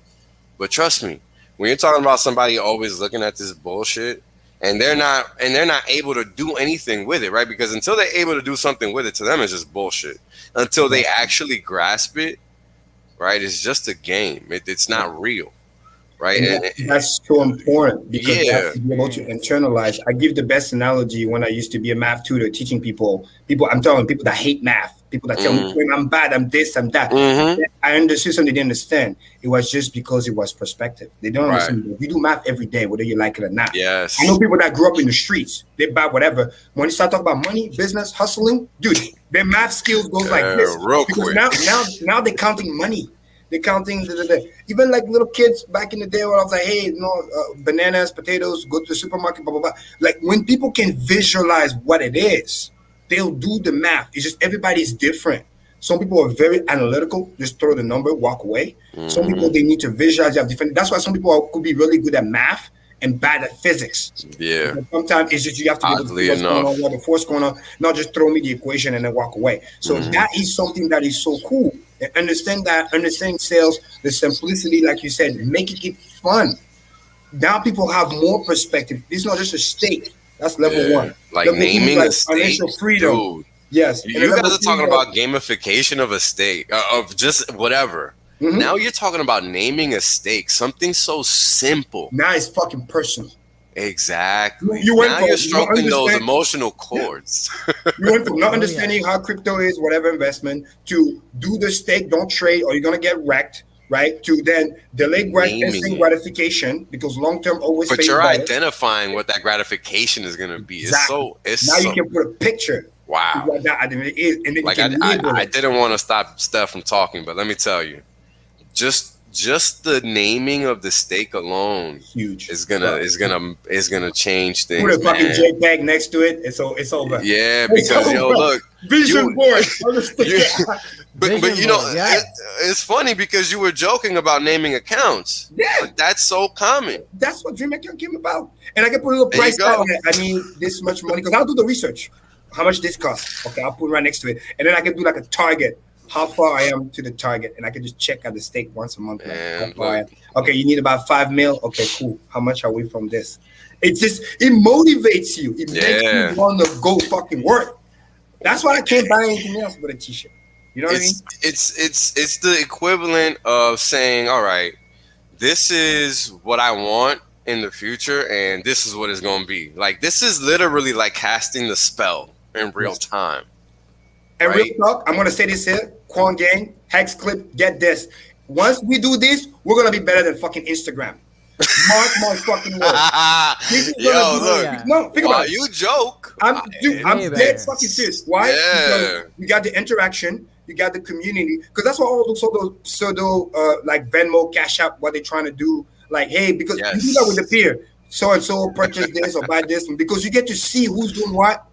And then you get that little social interaction, but none of it has the financial investment. Exactly. It's all about money that you spend. Okay, we're at the bar, we're at this, blah, blah, blah. You know what I mean? But now it's like, no, I'm investing myself. And the other in the community see what is, oh, wow, I like this dream. I'm going to do that too. Oh, wow. It's motivational, right? That positive peer pressure, not the negative one. That tells you, hey, you suck, you this, you that, you're lower than me. No, it's like, look at what I did. Look at where I started. Look at what I'm saving for. Look at what I'm planning to do. Right? It changes the mind frame entirely. Because part of the psychology of even taking a trip, right, is that people experience, and this has been found in studies, people experience half of the enjoyment of the entire experience before they go on the trip. So it's people imagining ahead of time, and they're taking a break from what's going on in their day-to-day life that's stressful, right? They're taking that mental vacation before they take the physical vacation. And so to give people that experience with all of their financial goals, with all of their dreams, to give them a way for it to come true, because in Hex, it's designed to pump, right? Yes, that's right. And another principle is kind of funny, right? Even with like dating, love, and relationship, right? Guys, ladies fell in love in their head first. It's literally between this space of place. So literally, and that's what makes it, oh, wow, this is what it could be. And then boom, and then you deliver on that. So once you understand that and you put that extra meaning, literally the floodgate just open. And like I said, none of those older have that. A lot of it is a negative connotation. It's like, look, so-and-so is better than you, da-da-da. And then you keep scrolling. And after a while, if you're not driven, you're going to feel bad. You're just going to shut it down. Instead of all other places like, look at what so-and-so bought. It's like spending. This is the total opposite. It's inspirational. Even if somebody has a little more than you or came before you, you get to see the journey. You get to see when the stake started, what it did, how they got there. Check this out. And you can do it too. That's a total paradigm shift. Yeah. To check this out, right? Like, I'm pretty sure we all know how important it is to write our goals down. Mm-hmm. Boom. That makes it real for a lot of people. Because that makes it real. Goals that are kept only mentally, right? They're too easy to revise, and you can't see it. You're not making it real. And I want to thank Steph for this generous donation. Yeah, to thanks, the channel. Steph. Phenomenal. 69 pounds. Before he falls asleep, I want him to know. Euro. Don't disrespect the money. Oh, euro. That's what I meant. Close enough. I'm joking. Everybody's the same. Yeah. Thank you, Steph. No, shout out to him, man. Shout out to everybody. Yeah, shout out to Henry. Steph, man. Yo, me and Henry, we had a really cool picture. Yeah, Henry's the man. Shout out to Henry, yo. Yeah. Henry and the missus. He sent me the picture we took first day of the meetup when we were like, it was really cool. I'll send it to you later. So really awesome. Oh, Thank you for the $50 super chat here. We are mind frame changing. Hex is the crypto market reborn the way it should be. Great job, guys. Awesome. Thank you, Henry. Thank you, man. And the message that Steph had was, thanks for all the education and community work the three of you guys are doing. Yeah, man. Our pleasure. That's why we're here. Mexican. Get each other's back. Oh, man. It's a lot of possibilities and a lot of things that are coming to fruition, right? Mm-hmm. Because Hex has such a sticky game theory, right? It's so engaging. The community is filled with people who are not only long-term thinkers, but becoming more long-term thinking, right? Absolutely. And then once again, when you turn things to a game, it becomes so powerful. And then when people realize what they have, they then double down. That's why it's really, really cool. We're using all the things that we see in the real world that sometimes, nefarious actor turn into do bad things with. We turn that into something that's really good. And I think that's what game should. And I stay behind my prediction. Hex Clip, I hope you caught that. Like, we can be bigger than Instagram because what we have, they don't have. We can copy what they do. They can copy what we do. And we sponsor people do the right thing and inspire them instead of just like, for the most part, after a while, you're just spinning your wheel. And then it's like, you just look at how people are quote unquote better than you. And then it doesn't really inspire you as much as what it could be, especially when you're looking at financial freedom and turning that into something fun, not like in the traditional market, like Well says, where it's just like boring as hell. And then they purposely don't try to make you explain what you're doing. That's why people have instant gratification. That's why people don't invest, because they don't really understand what they have, what's the goal, what's the purpose. Only the sophisticated investor that spend a lot of time learning whatever, they know what they have. They don't want you to know because they want to be the only one doing it. Correct. Now we turn that into a game that's really positive. Now all of a sudden, everybody it's a different ball game now. Yeah.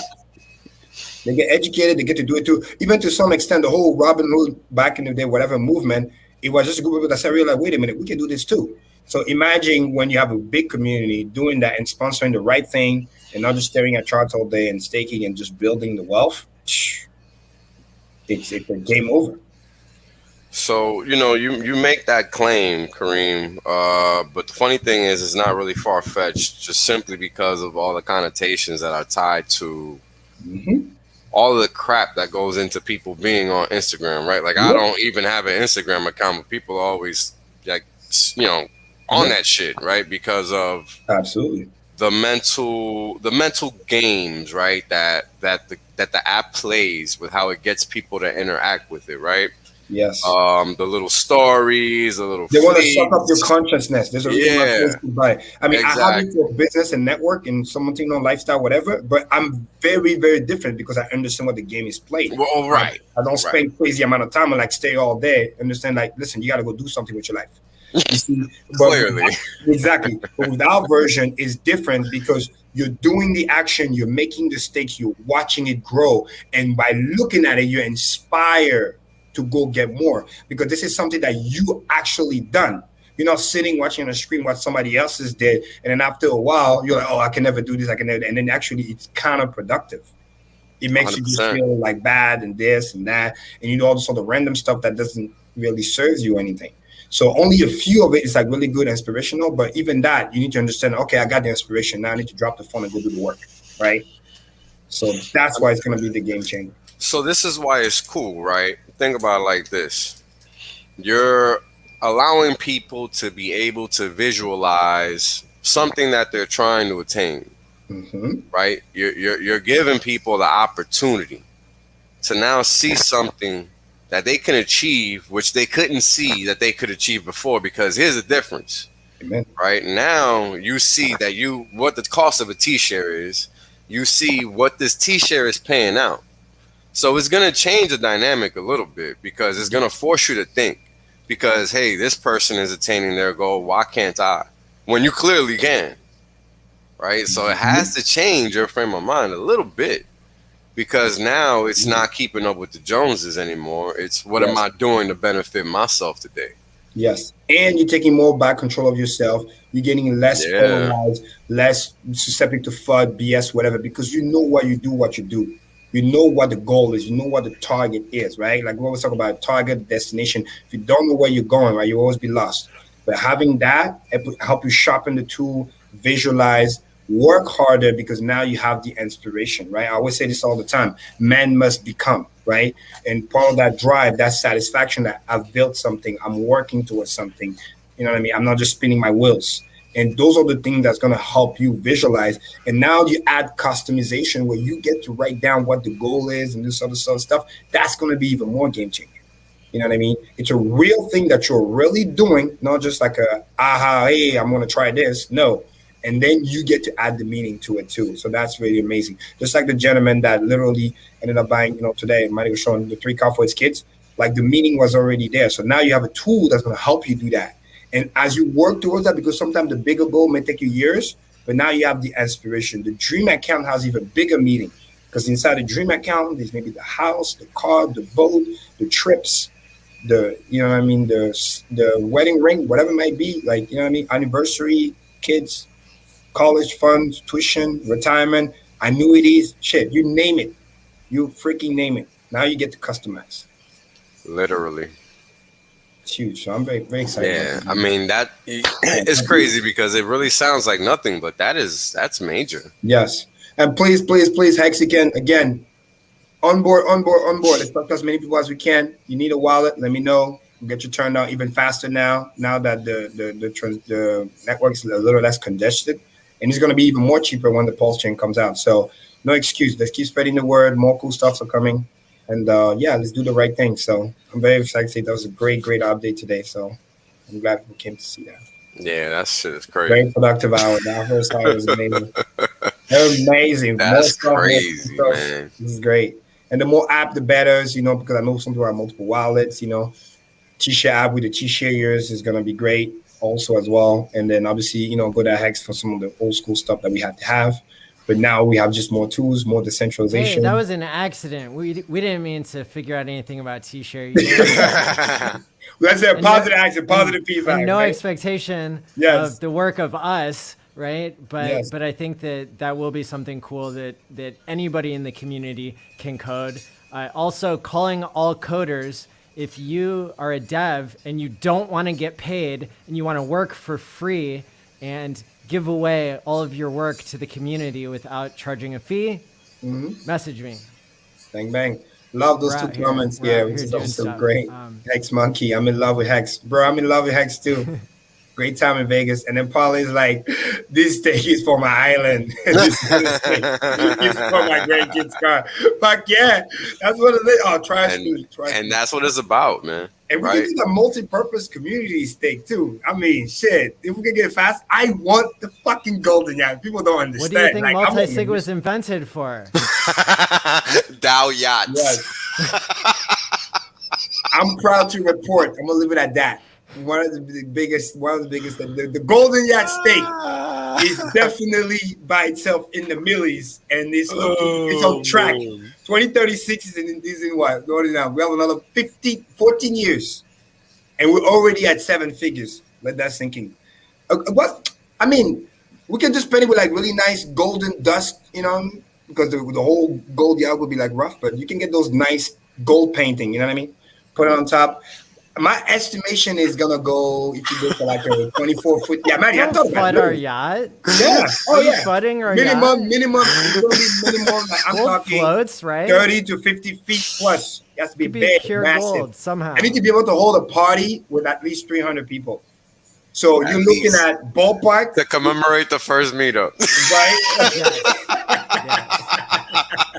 You guys thought those badges were just for fun. You're looking at anywhere between 300 to 500 mil. So $500 million ballpark. And who knows with inflation in the future. But hey, think about it. That's only 30x from here, whatever. So it's just like, and then if I get someone that want to be in it, then heck yeah, we just sail around the world. International water, man. We're crypto nomads. That's it. We just anchor, and then they say, hey, you can't stay no more. Okay, no problem. We just move the boat somewhere else. That's it. We do the Atlantic, Pacific, Mediterranean Sea, run around. This is just great. A couple of jet skis around. Oh, trust me. You got to dream. Guys, listen. That's what life is about. You got to need a reason to wake up every day, right? So you got the other cool stuff, and you got to think big. That's what the 15-year stake will do for you. And God forbid, by the time you get there, if it's even bigger than you expected, then you got extra money to do extra cool stuff. So it's funny, man. Let me talk a little bit about that. Thinking big and just going from what you think of as dreaming as what I think of as conceptualizing, right? Because I don't like the word dream, because the word dream to me has a negative connotation. Because as I was growing up, a dream always meant something that wasn't achievable. But what I've come to learn with time is that everything is attainable and achievable. It just depends on how you want to view it and how you want to go about doing it. Exactly. So when you're a person like me, I don't like hearing the word dream. But here's the important thing to understand. You have to realize that words have multiple meanings. Yes. So just because you don't like the word dream doesn't mean you can't learn what the word dream means and actually see the definition of that word, right? Which helps you by, one, removing that negative connotation like it does for myself, right? Because this is something mental I have to do. Because I remember the first time I heard you say dream account, I didn't like it, right? So I had to check myself and be like, why the hell don't I like it? Because again, it's about self-improvement. It's not about why you like the dream account. It ain't about you. It's about me, right? So then the question then became, well, how do I get myself in the proper frame of mind to really understand what you're seeing, right? Because that's what it's about. Because people have to understand you're getting excited for a reason. That's the key. Exactly. That's the key to you thinking bigger and then taking action. Exactly. Right? Because at the end of the day, you have to find what makes you tick, right? And that's the biggest thing that I think people don't realize when it comes to self-improvement. It's not so much what it is that you're trying to determine that you're doing wrong, because we're always doing things incorrectly. It's about, well, how do we get ourselves to pick ourselves back up and take that next step again, right? Because that really only comes with self-reflection, introspection, and understanding what it is that you're thinking, right? Because, again, I don't like the word dream, but I understand. And now I understand that I can conceptualize what you mean for me so that I can relate it to what I like and to what I want to see. Yes, because and here's the key. We're on the same mission, right? Exactly. Because what you understand is that dream without action, they're just dreams, right? Those who understand the power of massive action, those who are taking massive action, they can allow themselves to dream because their work ethic is so strong that they understand that if I dream this and I feel that I can do it and I want to go for it, I most likely will, because I know I can back it up. And that's really what makes the key difference, because a lot of people, like you said, they get the negative connotation because a lot of the time, sometimes due to upbringing, shit they're seeing around them, people will just talking, but not taking action. Anything. It could be anything. Anything. Exactly. That's the thing. It could be literally anything. So that's why having that different perspective and taking the action, now you understand that, oh, wow, no, that's just a tool. That's an inspiration for me to rise to the next level, to do the things that I thought that, oh my God, I could never do. Because when a dream is big enough and you get scared a little bit, that's what motivates you. You get the jiggles. Because that's why you get the aha moment, the awe. You can't be in awe if you play it safe. If you're this is my dream, but it's like you're not getting excited because deep inside you know you can fucking do it. Yeah, it's like, no, oh, yeah, I can hit that. You're lying to yourself. The big dream is the one that gets you excited. That's like, oh my God, when I do this, this is crazy. But if I can do this, that's gonna be amazing. Da, da, da. And then what I always say, Hexican, right? In the beginning, if you haven't done it, don't believe in yourself. Believe in the possibility. If it's possible because somebody else has done it, you can do it too. You got to put in the work, doing the 10x, the massive action. To look at the people that have done what you're looking for. What kind of action are they taking? What work schedule are they on? So that gives you an idea of a path that you have to travel to get to that destination. Right. And once you That's right. Yeah. Go ahead. And I think that people want to be the best versions of themselves possible, right? And at the same time, you know, how do you take the next step? And when I look at how people find their motivation, right, it's by breaking things down into baby steps. Yes. Right? Action steps. Or it's by educating themselves, but then taking action on that education, right? And so I think that's why a lot of people get inspired. I saw in the comments earlier that there are people, which I include myself in that group, of people who they do their stakes on Tuesday nights because they love the energy of the Quant gang, right? Amen. And that's what we're here for, you know. And in Hexican, I've said it many times, right? Knowledge is power is overrated. It's applied knowledge. It's by taking the action. You need to think big enough and do something that's going to motivate you to action. And then that makes you want to do it. Because if it's too small or something that you know you can achieve, but you know that wasn't really your dream, it's just going to slow you down. The worst thing that can happen to you, and I read that quote that says, is to aim low enough, hit it, and you're still miserable because that's not what the real dream was. So be able to have that is the key. That is the essence of personal development. It's not just becoming a better version of yourself. It's a better version of yourself that maybe in the beginning you never thought you could be. And by the time you get there, you're in awe. You're like, oh my God, I've done this. And then you get this really beautiful mindset that says this. Wow, I've come this far. I never thought I'd be here. I feel blessed. Gratitude kicks in. And then you're like, what else can I do? Now, all of a sudden, you dream even bigger because you used to have that what they call limited belief, right? I call it the six-figure analogy. Oh my gosh, when I get six-figure. And then once you pass, you're like, oh, 6 figures is nothing. And then you're like, boom, let's make millions of dollars, right? So it's just removing that lid and rising the bar. And those tools are going to be there for you. Community is going to be there for you because some of the people that in your community are maybe in that higher stage that you aspire to be, and they can serve as your inspiration, which is one of the greatest things in personal development we talk about. You always want to have somebody that you chase, so to speak, somebody that you look up to, right? Somebody that you're competing with, and somebody that you're inspired, that look up to you. Well, that's what the leagues kind of do in a way. I like that. It's really cool. And that's why as a community, everybody adds value, and then we all grow, and then we help each other achieve their independent goals. And that's I'd like to speak to a related point there, that I think a lot of communities that don't have the cohesion that HEX has and don't have the common purpose, right? They split when they get bigger. And my prediction already is that this community will not be the same as communities that came before it, because we're working with something that has never existed before, right? Which is real decentralized programmable money that allows people to not only become the best versions of themselves, right? But to not just be the best version of yourself, but to become, right? And so that takes a transformation that people, I think, are already having. And so when other communities, you know, they start their internal feuds and stuff, right? I see HEXICANS as working together and being different than ever before. Absolutely. You know, we can be independent on our own goal, but we're moving in the right direction. Go ahead, Wells. Nah, you good, bro. I was just gonna say, man, it is so funny. I was just literally thinking, like, just while you were talking, man, like everything you said is like what crypto is supposed to be, or at least that's what it was for like the first few months, right? And then it just like fell apart once all the forks and all this bullshit came out of nowhere. And it's like, here comes along this coin that keeps getting gate kept.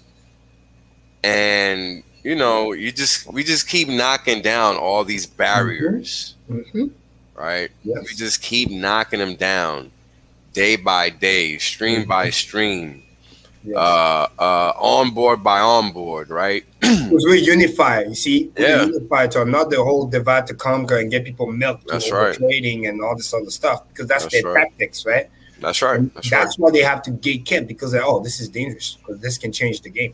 This can actually unite the people. We've already changed the game, I think. Also, I think we've already changed the game. I mean, number one, no other community cross streams, period. Yes. Yeah. All we do on the network together. Yeah. All we do is fucking cross stream in HEX. So that alone changes the game. It's only a matter of time before everybody notices. Because we got to realize, man, we're a million miles ahead of everybody else. Like, I know it's hard for HEXICANS to really wrap their head around that shit. But understand that everybody else in crypto is behind you. Yes. Understand that. Just because you're gatekept doesn't mean anything. Exactly. In fact, all that means is that you stand alone because everybody else is standing in the rest of the pack and they don't even have a clue because they're really believing the lies. Yeah, like, HEXICANS are literally the woke version of crypto. Like, absolutely, by default, because it's the only crypto that is actually decentralized and doesn't trade on any centralized exchanges. Exactly. Man. And where all the interests are aligned, which is what's also amazing with the design features. All the stakeholders are aligned. That's also true.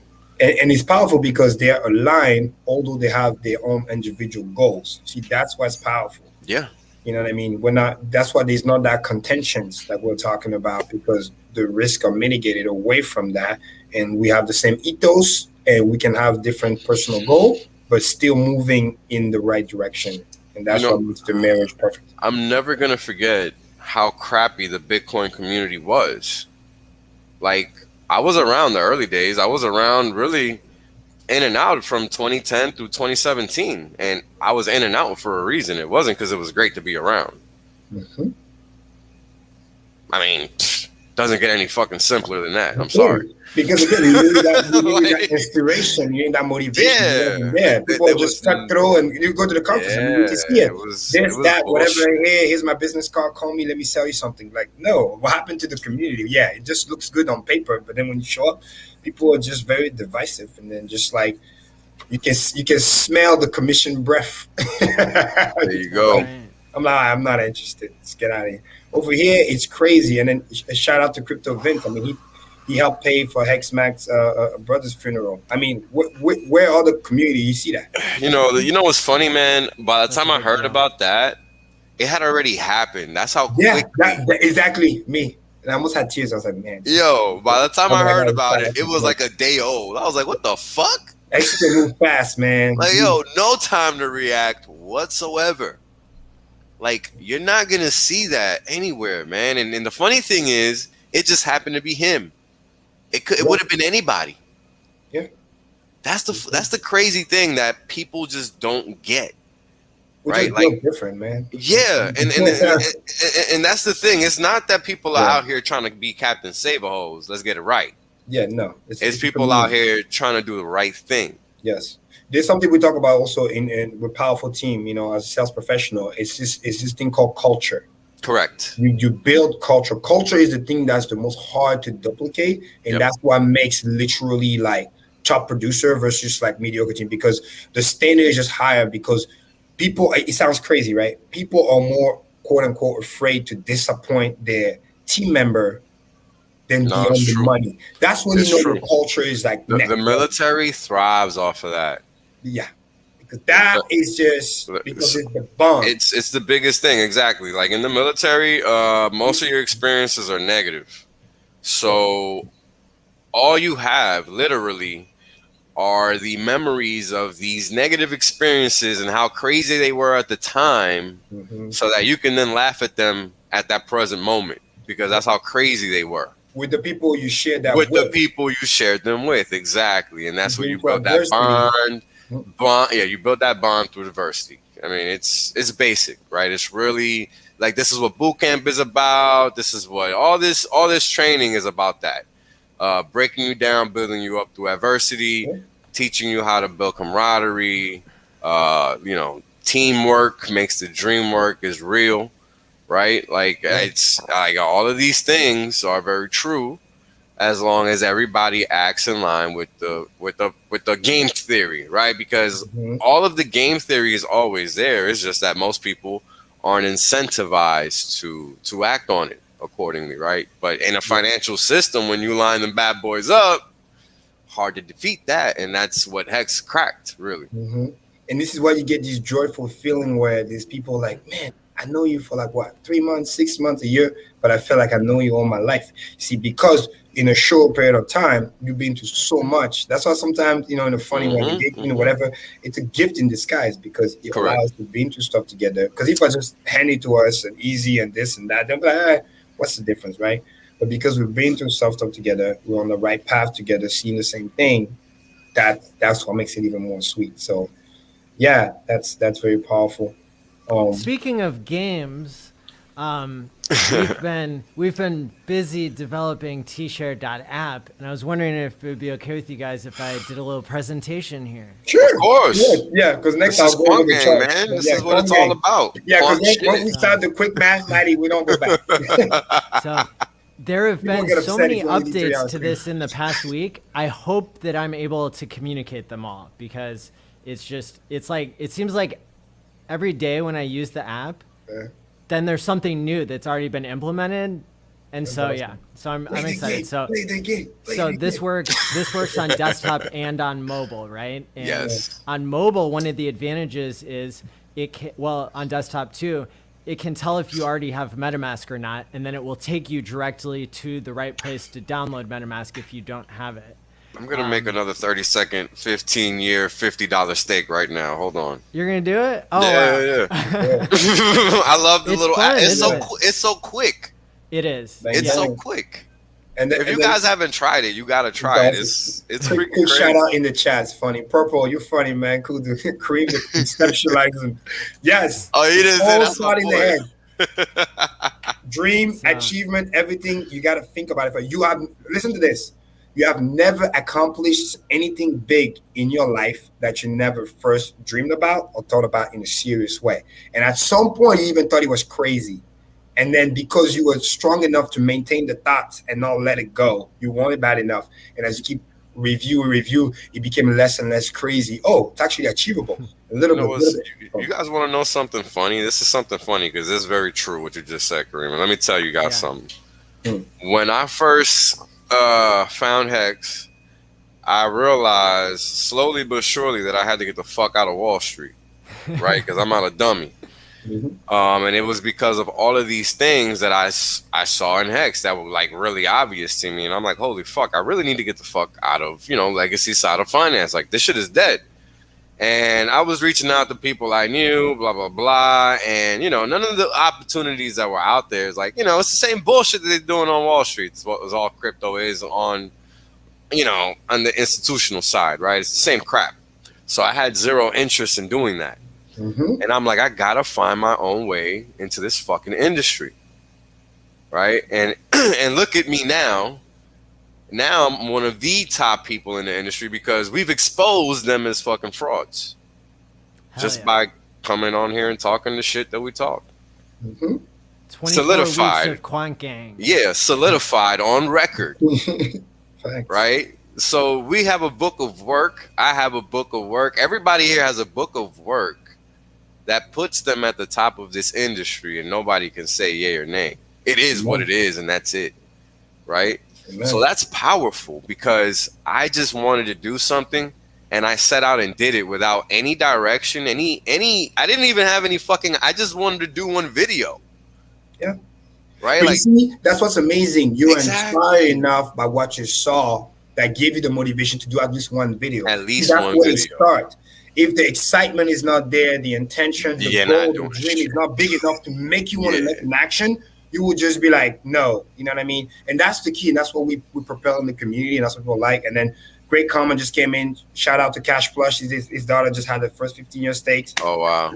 Shout out to her. Brother. Yeah, Yeah, congratulations. This is where it starts. And thanks for the super chat. Just that first stake, you have no idea what's gonna trigger so many good things in the person's mind. It's different for a kid, man. Yeah, instant gratification. You watch the thing every day. Positive feedback loop. Yeah. Oh, I got paid today. Tomorrow. Oh, I got paid today. The next day. Oh, I got paid today. And it's like, oh, I'm liking this daily payout. Wait, what can I do to get more? Next thing you know, they're gonna be like, Daddy, get out of the way. Get out of the way. Hustle. Oh, I'm gonna spend money on stupid shit? No. Let me go get some T-shares. Literally. And then in the future, oh wow, this T-share is for this one is for that, this is for prom, this is for my first car, this is my next thing you know, you're out there and then you have your goal. You can even go to like advise, hey, what are you gonna do with your life? Oh yeah, I got the whole thing planned out already. I'm gonna do this, I'm gonna buy this, I'm gonna buy that, I'm gonna get that's huge. All that set up for you. Congratulations to Cami. Yes. With her first 15-year stake. And so so speaking on the topic of dreams, right? It's been my dream to make an app that is helpful for mental health for a number of years now, to combine programmable money, which I thought Bitcoin was, until I looked into it more deeply and learned the programming, and then realized I wasted all my time, right? So when HEX came around, then I realized the true power of programmable money as already being built into the base layer of people being able to send money to their future selves. And that's a form of behavior change in and of itself. And so if we can build onto that other behaviors, like a behavior lock instead of just a time lock, then that's a really powerful concept to me. And I've written a Medium article that does a really good job of explaining what my goals are with that. But obviously, as we know, we need to get people into HEX first. Saving for your future is the first part of the behavior change plan, I believe, that's going to be powerful, because this is what sets up the incentives for the rest of the behavior change, right? Being able to pay your future self is, that's where the motivation is going to come from to increase your other healthy behaviors. And so I hope that our app, over time is able to incorporate more and more of health-related behaviors other than just time locking money. But it seems like, as I think you guys will see, we're off to a good start. And this is simply the developer who goes by Future Us on Twitter reached out to me because of my streaming and because of hearing about my goals of having mental health being programmed into money, so that mental health becomes part of the base layer of the world, right? And that the world can be a better place where people can mint their own mental health, whatever that means to them, by using contingency management, which is actually the most powerful form of psychology that's completely underrated and not used by science, because it kind of falls between the cracks of behavioral economics, most of which is just bullshit, and then psychology, which is, very scientific, but isn't meeting both of these areas, right? And they haven't had the right tools because HEX didn't exist until now. So we're on the cutting edge. And one observation that I've had is that people get information overload when they come to HEX. And no wonder, because there's so much information to be had. And so that's why one of the things that I wanted to build into this front end for TShare.app is a game, 15 seconds long, and there is no explanation of what you're doing. It's meant to be confusing. It's meant for you to be able to text this to people that you don't have time to onboard, and it will walk them through the steps of getting a MetaMask wallet, of funding that wallet with fiat, and then being able to turn that into a TShare almost immediately. And so here you can see if I tap the HEX token, then it goes into the arcade game, and then we have our claw separate out. The buttons that we have, the controls, only go up and to the right, like HEX does. And, you can lose at this game. So if you take too long or you don't get the cursor right in the right spot, then it'll say game over. But I'm going to drop the claw just in time. Right on cue. 15 years. And now it's showing me that I've chosen the biggest fluffy heart of them all. Okay, that sounds good. I'm going to hit keep prize.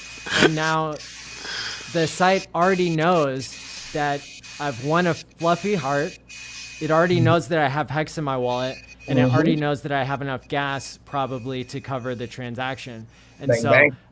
the maximum amount that you can stake here in this part of the app is 500 HEX. And the reason we wanted to limit that is because it's so easy to hit this button.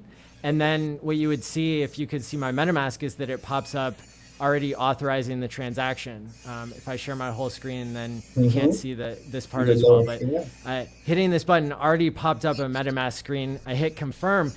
We were worried because it was too easy, and we thought that people might make the mistake of accidentally staking their entire liquid HEX balance, right? Because we made it too easy, and then we would feel bad if people did that right at the rollover time, right? There's still time to cancel the transaction if you do it in the middle of the day, UTC. But if you're right at the end of the day, we were worried that somebody could accidentally time lock their money that they more than they were willing to play around with. And so this part of the app limits you to 500 HEX, which is about $40 or $50.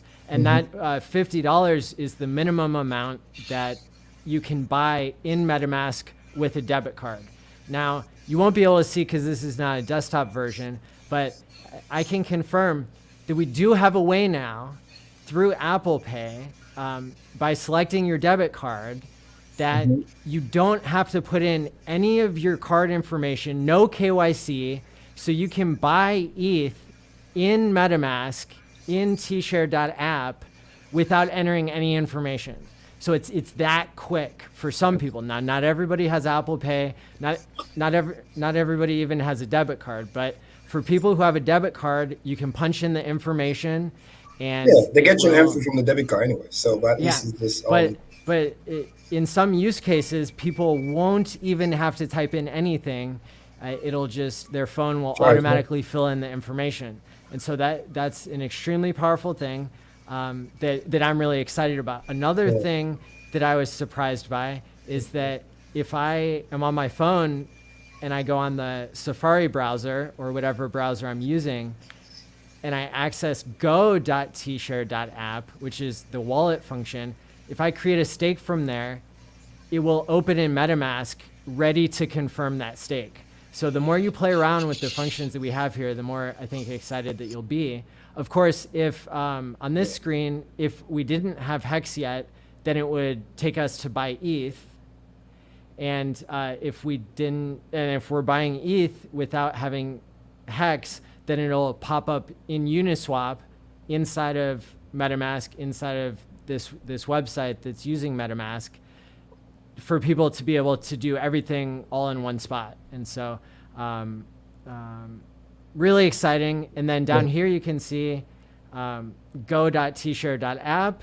So I'm going to click to Matty, that. quick question for you. Go ahead. A question in the chat here. Somebody says, it says 15 years, which is 5475. They want it to be 5555. Is there a way? Oh, okay. Well, you're going to be really pleased with the rest of my presentation, but you'll also be interested to know that we intentionally made it just 15 years because we want people to have that extra dopamine hit when they discover that they haven't done the optimum strategy by default. So somebody could figure out on this simplified game that they could get a 5, 10, or 15-year stake. But then there's more for them to discover. There's more aha moments, and they get the credit, not the default setting gets the credit. Yeah, right? and that was my next question too. Can I stake more than the $50 if I want to? Let's we've clicked on go.tshare.app, and then I'm going to hit connect. I'm going to choose MetaMask. This is compatible with like 30 wallets, I think, not just MetaMask. And but MetaMask is the one that people know the most. And here I can see what my active stakes are, right? Here's one that I started yesterday that must have been even less than 500 HEX. But here, under new stake, we can enter any amount of HEX. I'm going to hit max. We can do any number of days. I'm going to hit max. That's Quattro Cinco. And then if I hit stake now, it's going to pop up in MetaMask. Boom. Well, right? And so it already popped up. So this is where they'll do the other version. After they So- play with the game and, oh, you got a first table and you want to do bigger, boom, they'll come in. Yeah, I mean, you don't. You So know, custom. OGs can go here right away. You don't have to play the game. You don't have to stake 500 hex for 5, 10, or 15 years. But that was the first part for onboarding people that we wanted to do to keep it simple. And then here, okay, so here's something I'm also really excited to announce is that this is a chart of future market supply. You'll remember that Richard has always been saying he really wants people to be able to look at the chart of future market supply when everybody else's TShares are coming out. And so you can see the preview here. You can see I'm on day 1096. And if I click here where there's much fewer, then it's automatically going to change. Oh, wait. So it's going to change to day 1081, right? Because I've clicked on a different spot. So maybe I want to get ahead of this person a little bit. So I'm going to click there and it's going to take me there. So that's really cool, I think. It is very cool. Okay, that's how we get the Wells. Remember, we get the Amazon chart up and to the right, steady diagonal. I don't want to pump and down, just up and to the right diagonal. That's the best chart right there. And we're tracking that just beautiful. Yeah, Mati, good job. And so, you can, I mean, this does anything that go.hex.com does. You can early end stake, except our warning is a little bit more severe. It says, remember that you made a commitment to stay staked. This is an advanced feature. You should not proceed unless you understand exactly what it will do. Ending a stake early could potentially lose your entire principal. Right? So we didn't want to have a button that didn't say that you could lose your entire principal. Yeah, and absolutely. You have to write it down because true. Compared to StakerApp, you don't have the thing tracking the penalties. So you have to make sure it says that, because if not, they won't know. They'll feel, oh, I get my principal back, and then boom, they'll get nuked. So, but you see, that's what I love, right? The Central have more options, and correct me if I'm wrong, but even if somebody has obviously just MetaMask and all this, but they can just plug this in, go view only. And next thing you know, maybe they'll do a stake from here instead of go.hex.com. You know what I mean? Correct. And they can just people who already have a MetaMask, such as they got myself, multiple wallets, multiple wallets. all you interface. You can get in here, hit connect for read only, and I was about to ask you, can you show in the wallet where random person comes in, just put his wallet and just trying to view stuff? Sure. Yeah. So if I share my screen here, you'll be able to see exactly what I'm seeing. Let me go ahead and clean up my screen with all the other stuff that's on here so people can really see it well. And it's a web app, obviously desktop or phone, right? Yeah, so it's just a website right now. And so you don't download anything from the App Store. You don't smart. Yeah, you don't want to download the wrong thing. Any site. I don't want to hear that. So that's pretty better. Basically, it's like go.hex.com. Yeah. Basically, you go, you connect. Boom. So now you got your StakerApp, and then you got this to go do stuff. Okay, I don't know how well you can see this. Can you see it at all? No, we can see. Okay, cool. So, okay, am I going to go to disconnect here on my MetaMask? Here are the permissions you can see. It says view the addresses of your permitted accounts. There are no other authorizations that have been made for this site. Or you can just do the lock thing. Like disconnect this account is actually what makes it disconnect from the website. Gotcha. And then this is the screen that we're going to see when we get to it initially, and we haven't connected to this site, right? Yeah, connected. I think there's one use case where you can actually, without connecting, you can start to do something, and then you connect to complete the action, because when we connect, that's when it becomes real, right? Gotcha. And so here it's asking me if I want to connect. So I'm going to say yes to this one account, hit connect, and then MetaMask is going to approve the connection. Okay. And now whenever I do a new stake, I can do max, I can do max. You have to connect to obviously and then I can hit stake account, now, right? And then it's popping up. Yeah, so gotcha. we hit connect with that button at the beginning, right? Boom, live on stream. Manny's staking money. Let's go. 555. I will do the next. So the next feature that I have to premiere, I will do for real here because I don't want to ruin the surprise. So yeah, so we got the future market supply chart here that's interactive. We can click on it and it'll populate. I can surf through the future and see where the most advantageous place is to put my stake around the timeline that I'm looking at. And then, of course, when I hit stake now, it's going to pop up. It's going to ask in MetaMask if I want to do this action. Now, okay, here's totally another next level thing.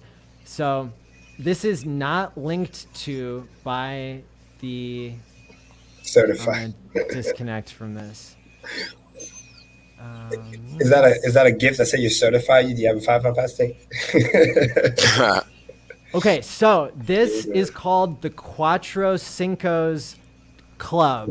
And it's cuatrocincos.club, and probably every combination you could think of how to spell that, including with a QU for Quattro. Damn, Matty, you went Cinco. to work. Well, this was future us that did all this. He and I came up with the design for this, and then he implemented it. So here we can see that the badge is not found. You know, that's a problem, right? I feel inadequate because I'm not in the club, right? And so, so what can we do about that, right?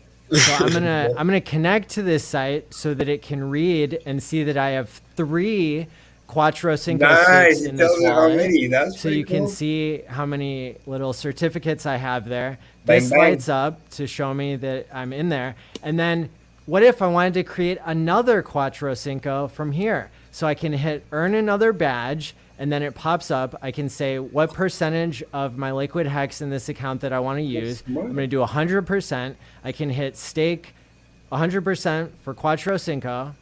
It pops up in MetaMask, and I hit confirm. Oh, heck yeah. I need that site. So this is a front end that only does Quattro Cincos. That's it. That's me right there. Oh, that's the only one I need anyway. Well, That's those are my right. certificates. Staking So- average only goes up. 14 years not enough.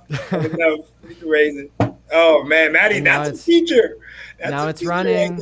right there. Right, and I can see here on EtherScan, it's going to be confirmed in the next 2 to 6 minutes. This is And cool. I tell you what, now I'm we're thinking, done. literally, now you got me. I'm going to get my StakerApp and then all my MetaMask stuff because, you know, we had to have it because back in the day we had no other. Now I'm like, I might say sorry to go that hex and then just go over there and be like, hey, club, connect, done. Easy. I can stake in 30 seconds. That's Yeah, really man. cool. That's right. It's groundbreaking. I'm just gonna go that hex to get the when we get the data, we get the share rate, what you call it, the payout TShare. That's about it. Shit. Oh, So the man. quatrocincos.club, that's That's the only that's for the link. that's Quattro only for Cinco.club? people who know about it. We don't have any Heck yeah. buttons that connect. Let me see if I and, can connect right now. Hold on. And you said it's a UI that go if I just type like 5555club.com, it will go there too or no? You're right. So Or do I have so to the spell one it? that so actually probably Oh, that wasn't that the one. right statement to make because somebody could like register something that we didn't think of. Gotcha. So Oh, what I'm going to shit, say my bad. instead is quatrocincos.club as it appears on the screen. Gotcha. CUATROCINCOS.club Wow. is the official website. Oh. And don't go to anything else. Don't trust anything else. Yeah, exactly. And then we'll be able to put it to a vote, I think, of all the different URLs that we got, and then people can know what the other ones are. But we have not linked this anywhere, so it's kind of a secret club right now. So that club. Damn, look at this. Yeah, it's going through. Wow. And, okay. Let's see what's going on. Well, I'm a certified member, so Exactly. I don't know Right about on. you. Shit, that's the only That's thing I got do. bragging rights. That just make my life easier. I only do Quattro Cincos now. So. Doesn't give you any What other you talking option about? on this front end. How about- Nothing else to do. That's it. Everything else is set. I know. This is pretty cool, bro. So this is something that future us and I have been able to create just in the past week. So that shows you the level of time that we're spending on this. This is all free for the community. We're not charging a fee. We just want to pay it forward like Richard has done for us, right? And like all the streamers are doing by streaming free content and educating people. I really appreciate it. So thank you to everybody who's contributing. And again, if you're a programmer or you have some special skill, direct message me. If you want to work for free, donate to the community and follow this trend of being a decentralized community that's giving back. Bang, bang. Awesome. And then I wanted to make a correction. I know that somebody's watching who didn't like my statement that behavioral economics is bullshit.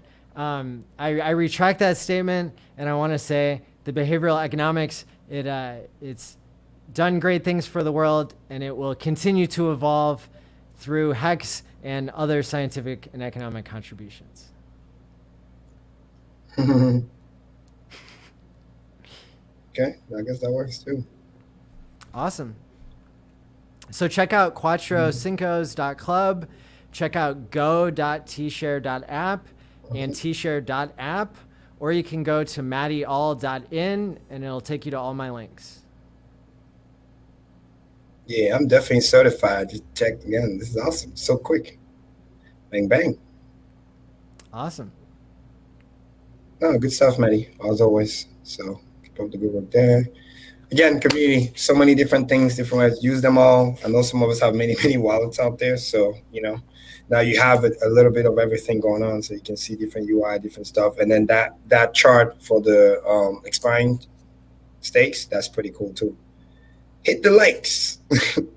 Oh, yeah. Hit the like and subscribe button or get out. I was ready for you to jump in. Oh, no. The best part. That's right. Forces.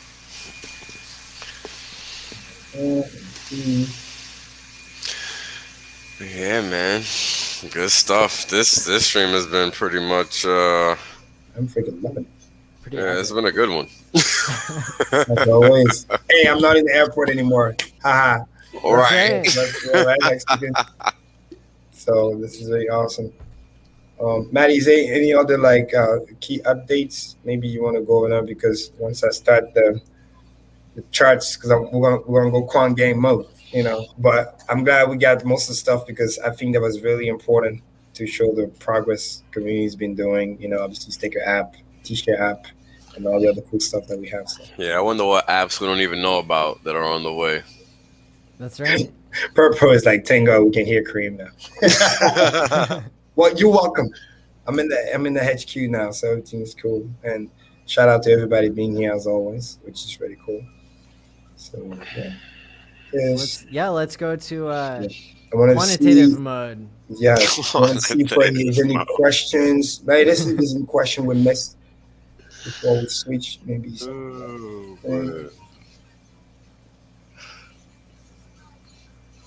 I don't see anything missed. If you guys do, let me know. Nah, I didn't really see anything. I think we could just go ahead. Right, well, let's go. Second part of the fun part, right on cue. Let's rip the Band-Aid off. Yep. Will be a good update what's been going on. Matty, I want to share my screen, please. Perfect. And we're gonna start with my favorite, right? Always get everybody on the same page, macro, that GBTC, because there's some funny action that's going on right now. So what's new? Oh no, right? Tell me about it. So it's like Windows. Find something actually pretty funny. So yeah, Matty, let me know when it's shared. When you can see my screen, let me know. Oh, I just got my 4th Quattro Cinco badge. Bang, bang. Congrats. Nice. Look at you, fancy. Now I got to catch up. Can you see my screen? It's on there. Yep. Yeah. All right, perfect. Well, first rule of business, as you guys can see, nothing new here. The, grayscale cube dumping slowly but surely. There was that major announcement. I don't know if you guys saw on the news, and Mashinsky was talking about it. There's a big unlock that's going to be coming out. I think it's this week or the next. So bunch of Bitcoin's going to be unlocked. So watch out below for that. But again, back to the premium, disgusting. It's back down again. This is sad because last week it seems like it wanted to try to close, doing all this other stuff.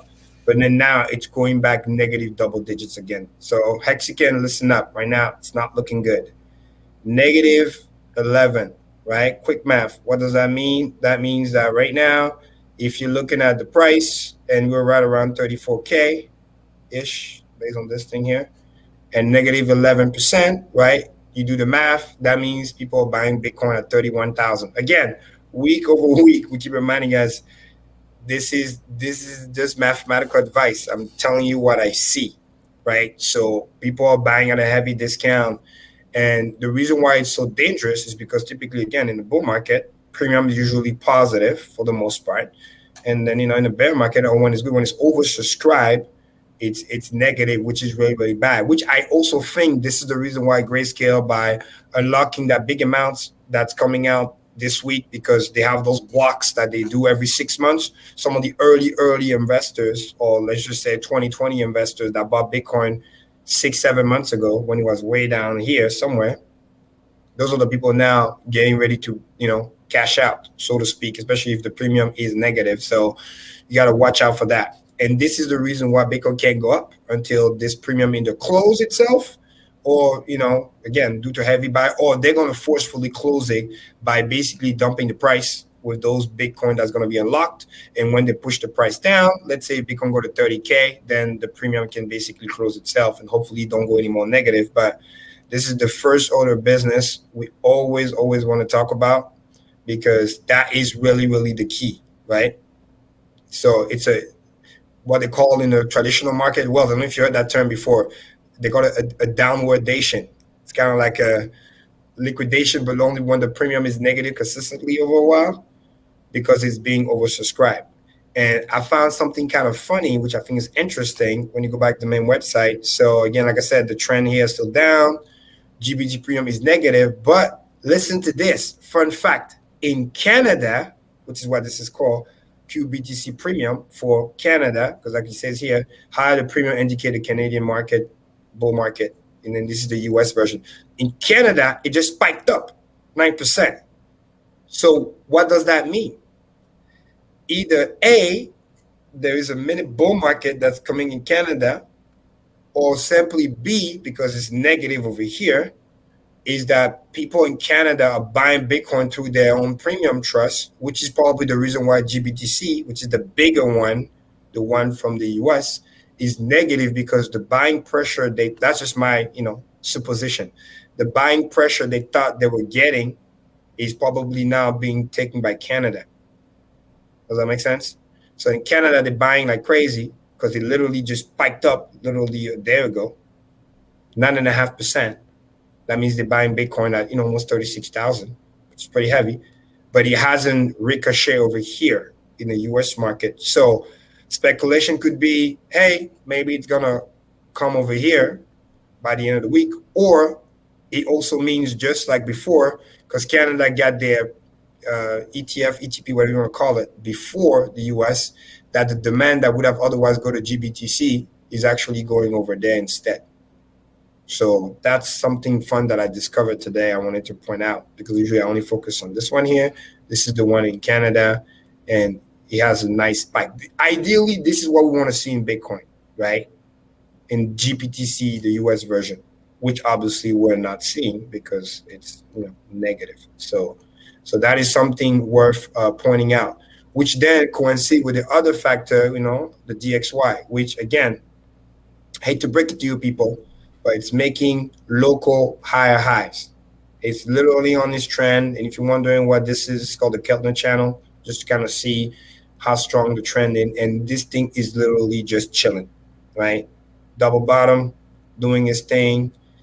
And the reason why this is important, because again, it's doing the same fractal back in 2017. We had that little fake out. Now it's doing it again. There's a high chance that this is going to happen. And as this thing rises, it's bad for Bitcoin.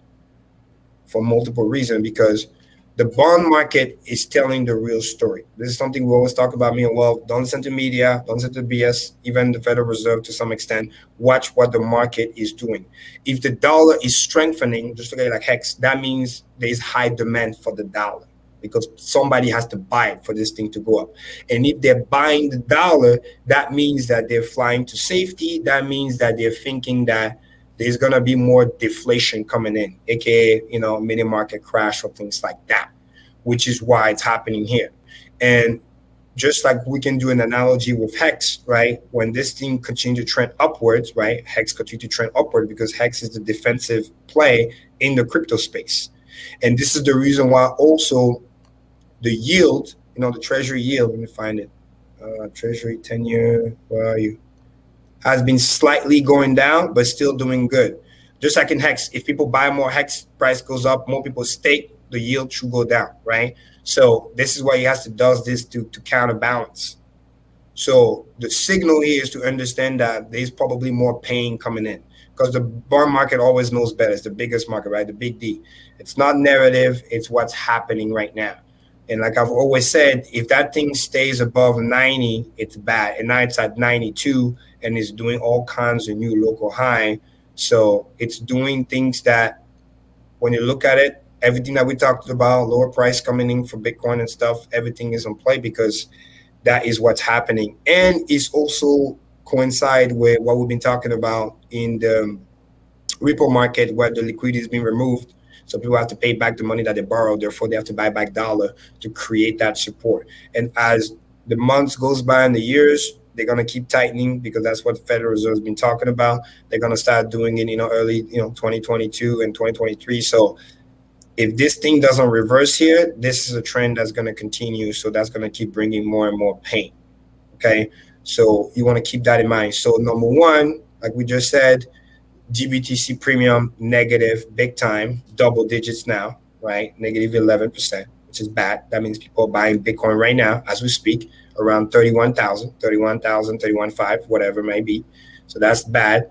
You got some weird shenanigans going on here versus here, because that means that this one is the biggest holder because it's the one in the US. So, and they have more unlock coming in this week. So that's going to create more shenanigans. You got to watch out for that. Dollar index continue to strengthen, doesn't seem to stop making new local high. Got to keep an eye on that.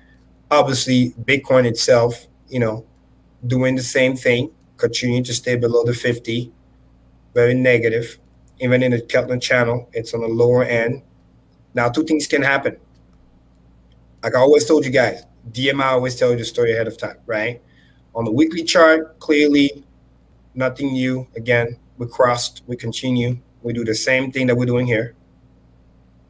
And the intensity hasn't gone down enough, which means, because this was created by buying pressure, which means this thing can go all the way down here. So we can stay bearish for a very long time. If I were to do a trajectory like this, all the way to like September, kind of like what happened here. Slow. Maybe not a crazy selling pressure, but no really buying pressure, just going to go stagnant. So this is probably what we are in play right now. And then as it touches the thing, like it's about to do again, we might go to 31K, which is where the premium is, 31.5, whatever, 31, 32. Then maybe we're going to get our first bounce, the same way we got the bounce over here. And maybe we're going to go to where the Keltner channel is, which is right around the 41,000 that you hear some of the influencers talked about before another dive. But just understand that where we are here. And on the daily, DMI is always violent when the three are about to coincide. I always tell you there's always a major move. And then from there, two options, kind of like what it did over here. During the bull run, you just create local support constantly to go up. When it turns bearish, this thing is now literally resistance. So as it comes, there's going to be a major move coming up either this week or by early next week. And that can be either we're going to go another mini dead cat all the way to here, potentially, and get rejected. The same way we had way back. Let me go back. Same thing here. So we might get a little fake out, then a pump, and then def.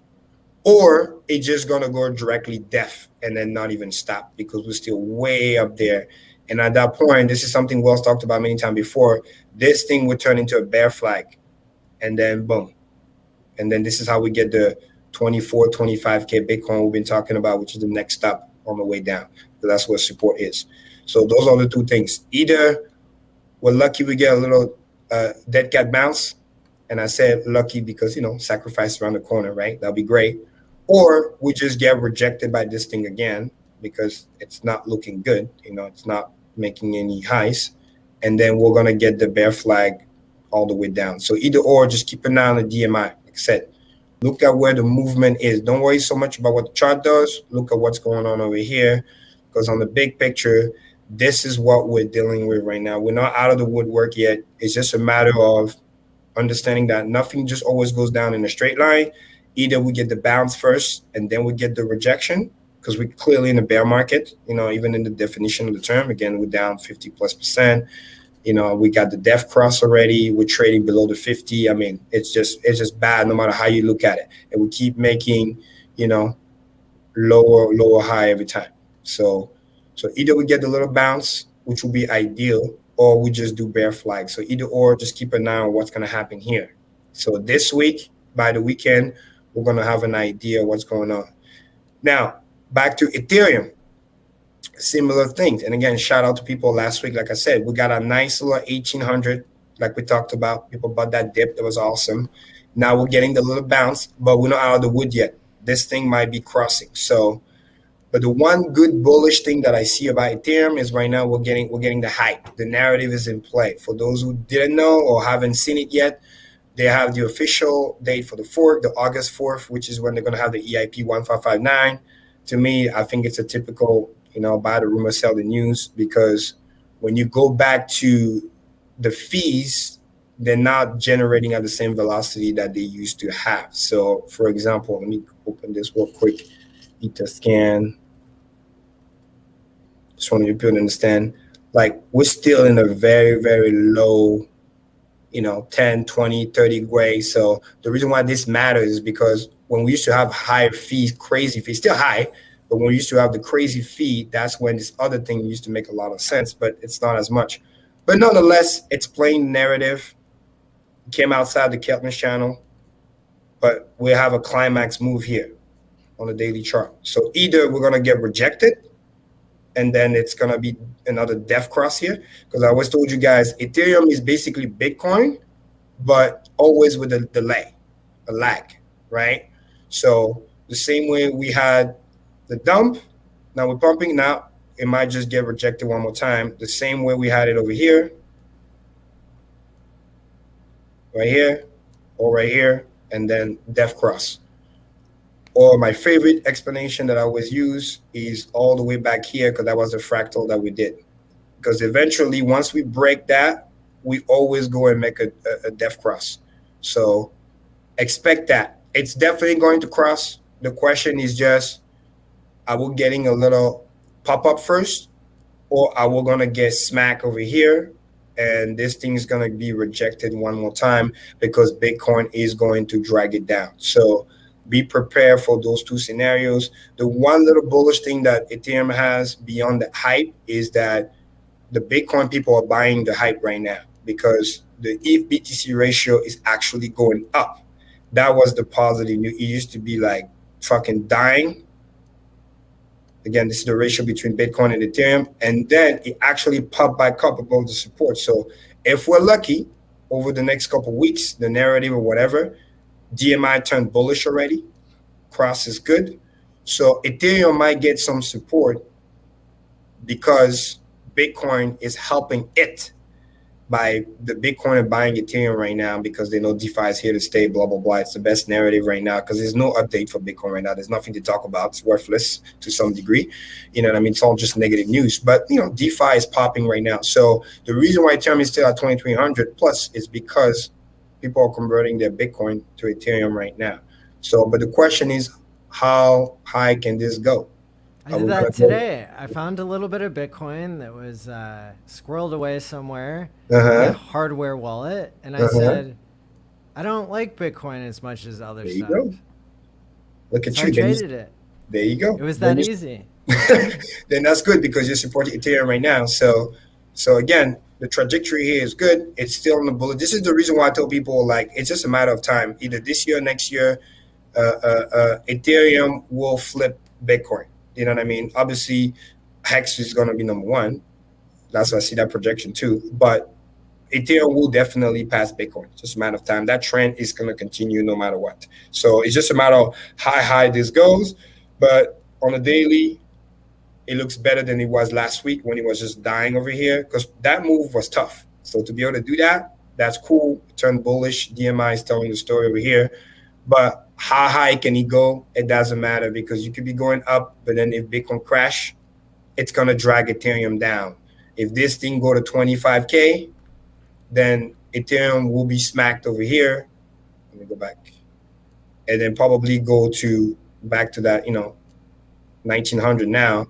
But then the crazy part is, if this thing cross, it's going to trigger so many algos. And next thing you know, we're probably going to go back over here around this number here, around 1300-ish, because that will be the next support if this thing gets rejected. So keep an eye on that. This week is definitely going to be a critical week for all those key components. So, and of course, switching it to our favorite, right? HEX right here, which I think I'm going to take this one from the USDC. Just chilling beautifully. I mean, can't make this shit up. Moving average, beautifully up, far from each other. Kept the channel, doing great. Very, very close to a new all-time high, right around the corners, When you look at it on the weekly, again, amazing. This is crazy. It's flying. DMI looking great. Let me see if this one has a bigger history. Hold on. Yeah, that's the one with the longer history. It just looks amazing, no matter how you look at it. And then when you go on the daily, which I always talk about, is that not only we're in the proper channel, everything is doing great, but we are that perfect injunction where we're ready for the next leg. And I think I have it better here on the Uniswap chart. So this is the target based on what has happened already. I think it's going to go to 15 cents very, very, very soon. And more importantly, back to the DMI over here, this is really, really good. Because, again, influx, when the blue and the yellow are very, very close, this is where there's an explosive move. We have a nice reset because red is the intensity. Every time we ride around this zone, it's very bullish for a bounce or resets. So, and the fact that this came all the way down here, it's very, very good, because now it's getting ready to pop, which is really, really cool. If you look at, obviously MACD over here, ready to potentially do another move that he did over there, but just focusing on the DMI just to let you know when is the best time to accumulate, because there was a lot of small selling pressure that keeps coming in, and now we're ready for that next move up. So liquidity looking great, you know what I mean? People buying more HEX, and it's getting easier afterwards to push the price up. So get ready for that. And also the HEX ETH chart, one thing that I like over here, I want to show people back to the long-term history so people can understand what the target is. So same thing, went way above, we're retesting previous high, getting ready for the next move. Now, why is that important? Because going back to the fractal of the W, I'm showing the W5. I told you guys before, it's this W, pump, retest, and then let's go. W, went above. Now we're in the retest zone. So if you go back to the daily, what you're seeing right here is right around the support, which is right around 36,000 long-term support, because this is where the previous top was. Same thing with this guy over here. So anywhere between 35, 36, it's a perfect zone. And what I see is happening here is the same thing that we saw way back over here. It's so small, right? We had our W, then we ran around here, new all-time high, retest for a while, let the moving average catch up, and then see you later. So right now, mark my word, this might be the last time. We're doing the same thing, W pattern. Now, we might go sideways for a little bit, let the moving average catch up. And then after that, for people to understand when I say see you later, this move that you're seeing right here, just to let the moving average catch up and then go. This is where I keep saying on Twitter, where this is where the target, when you go to the fib extension to understand where it's going. This is how we get to the 120,000 plus gray, almost 128,000. Cools off, let the moving average catch up. We're resting right around the previous high, multi months. This is like 7 months. Just chilling around here, because if we get a little bounce in Ethereum, USD price will go up even though the ratio stays here. But by the time this catch up and this goes, this is the same move we're going to get over here, and then boom. So be prepared. Understand what you hold, because this might be the last time you see HEX at these prices. And it moves as a function of a square. So if we go from 36,000-ish to 100, and then that's a 4x plus move, that means that's an 8x in the price. 8x from where we are now. That's almost 70 cents, because we're around 8.5, 8.6 right now. So, Wells, go ahead.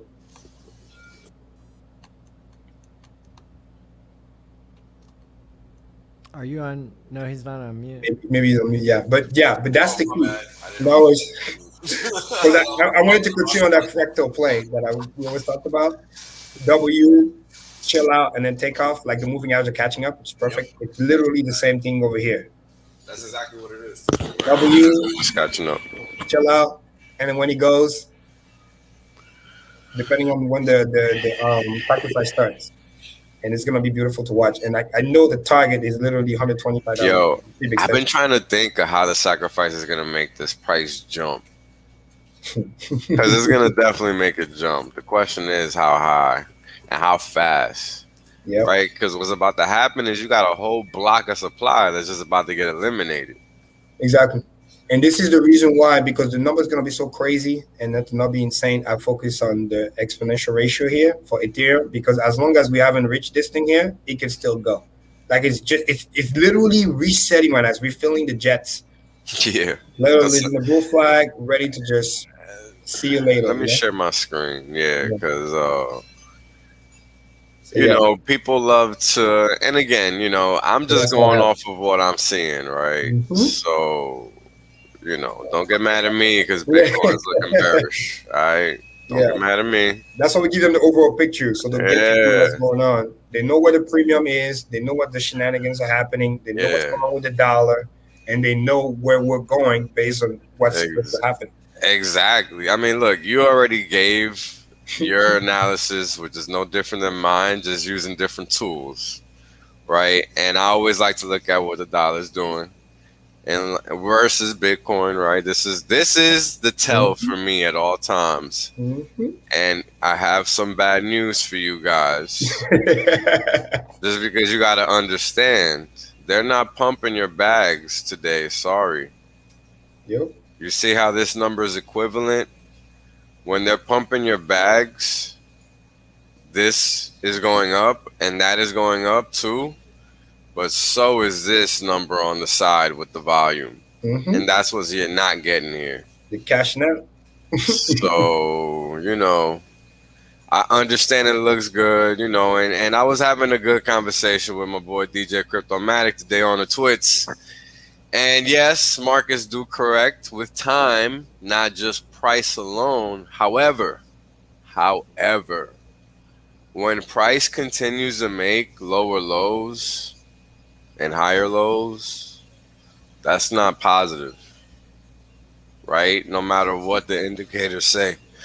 Because the thing about it is that the indicators haven't reset into reverse yet. Not in my picture, right? Just like not in yours. And that's the whole point. Like, it looks like it wants to, but it never does.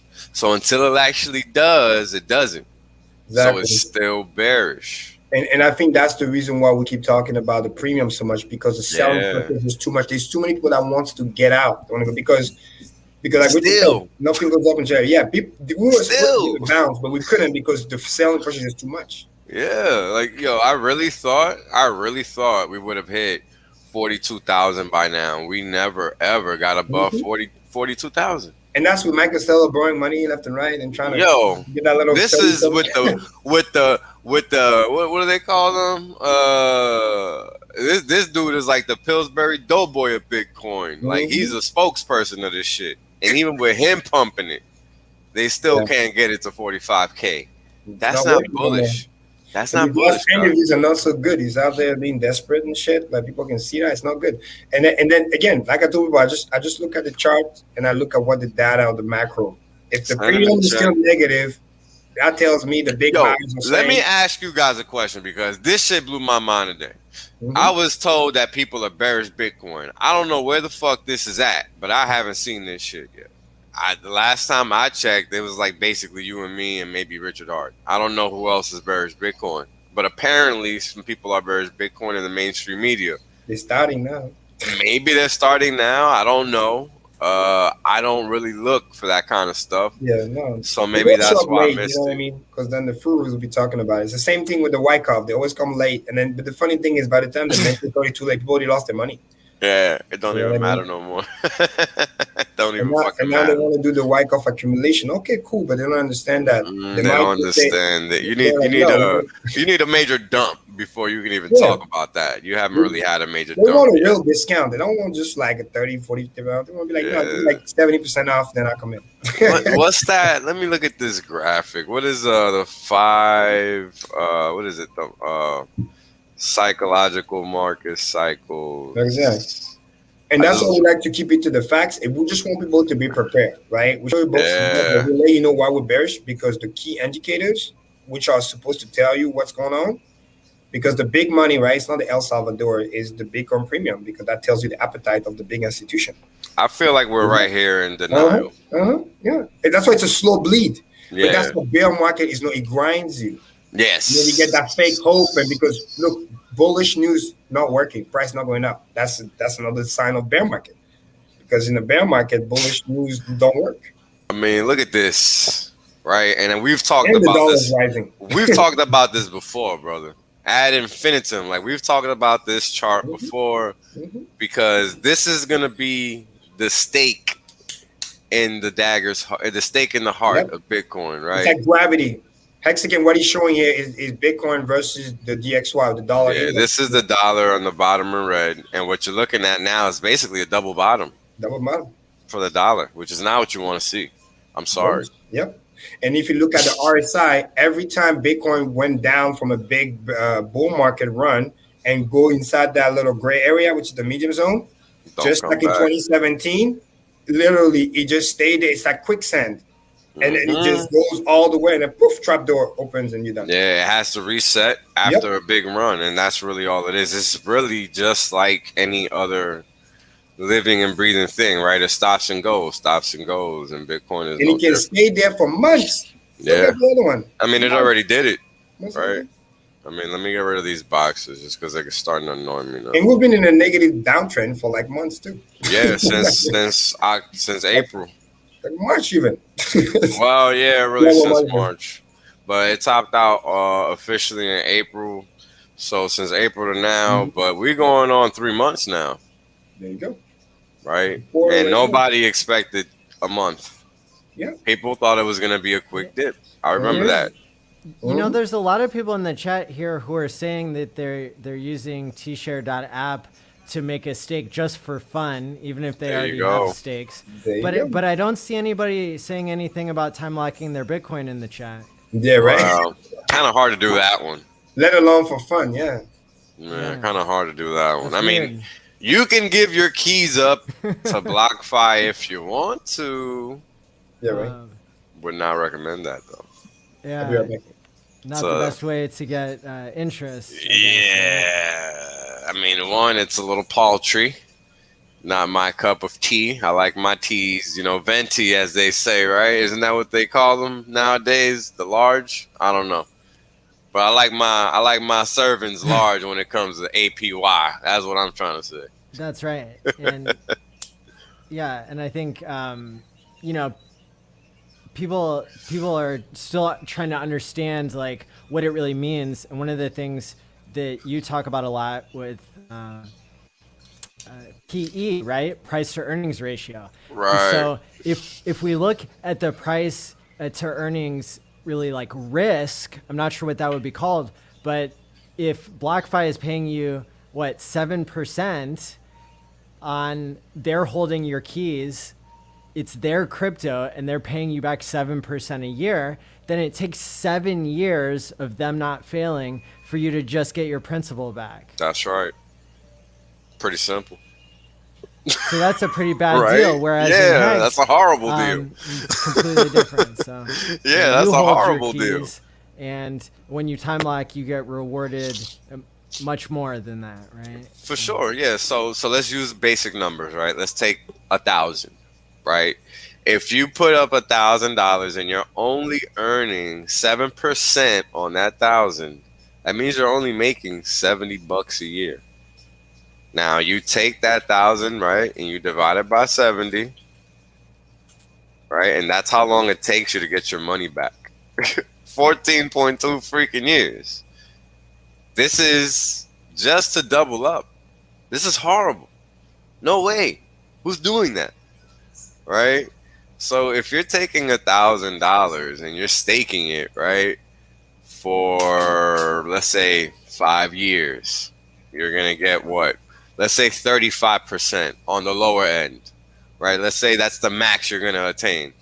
So let's say 1.32, right? Just to start out, right? That's what you're gonna make after year one, right? So you're gonna end up with $1,320. So you make $320 after year one, right? So let's just say you don't make more than $320, right? So that means you make your money back basically in 3 years. Well, it depends on whether it's compound or not. It's a rule of 70. Let's make it simple. Let's make it simple. 7% for, yeah, sure. Like it doesn't matter. Hex is still gonna win, and that's the whole point. Yeah. And so why would you give away 100% of your crypto? Crypto was invented to not give it away to middlemen. To anybody. To control it yourself. And so it's just hilarious that it took so long for someone to come along and get it right. And Richard nailed it. And he didn't just release a bunch of promises. He could have done that. He could have gotten billions, donated, billions contributed that way. But he got it right. And he didn't just get it a little bit right, he got it a lot right. A lot, and that's why the community here is so strong and why we really believe in what we're talking about, because there are members of the community, such as myself, who have looked at the code. There are other members who have looked at the code even more than I have, right? And so we know what we're dealing with, and we know that this is a whole new ball game when you're able to trust yourself because you're doing a time lock. And you know that even you are not going to screw it up with selling too early without paying the price. So. Right. I mean, that's the cool thing about Hex, right? You kind of go in having an idea that that's a possibility, so you kind of make that decision before, at least you're supposed to. Right? Some people do, some people don't, but it's there for you to know that you need to do it.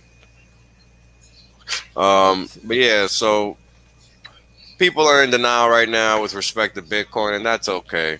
It's going to keep gyrating, and that's just what markets do, and people will figure it out one day that it's not as bullish as they thought. And that's just that. Call always comes. Yeah, it always comes, man, and it's okay. It was denial.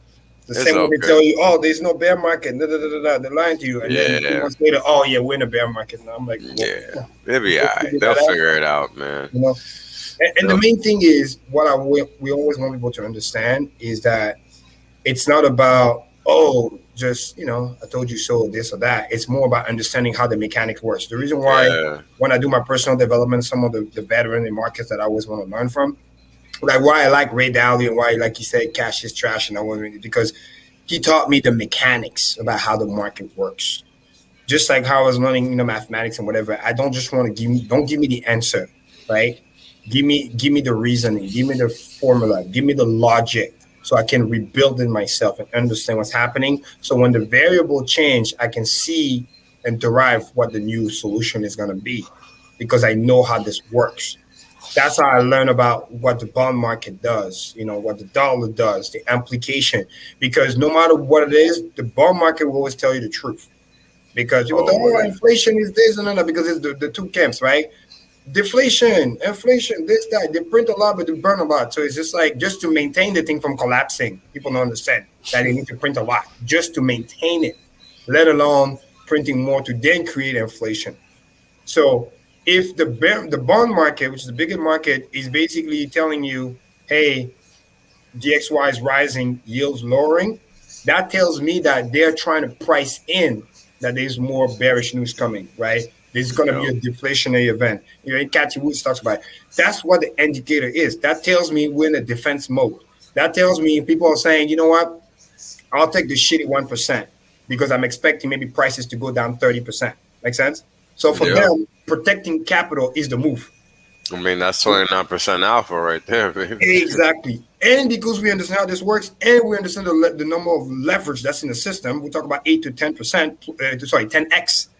So when you hear about, have you seen it? The total repo passed $1 trillion. Oh man, I didn't even.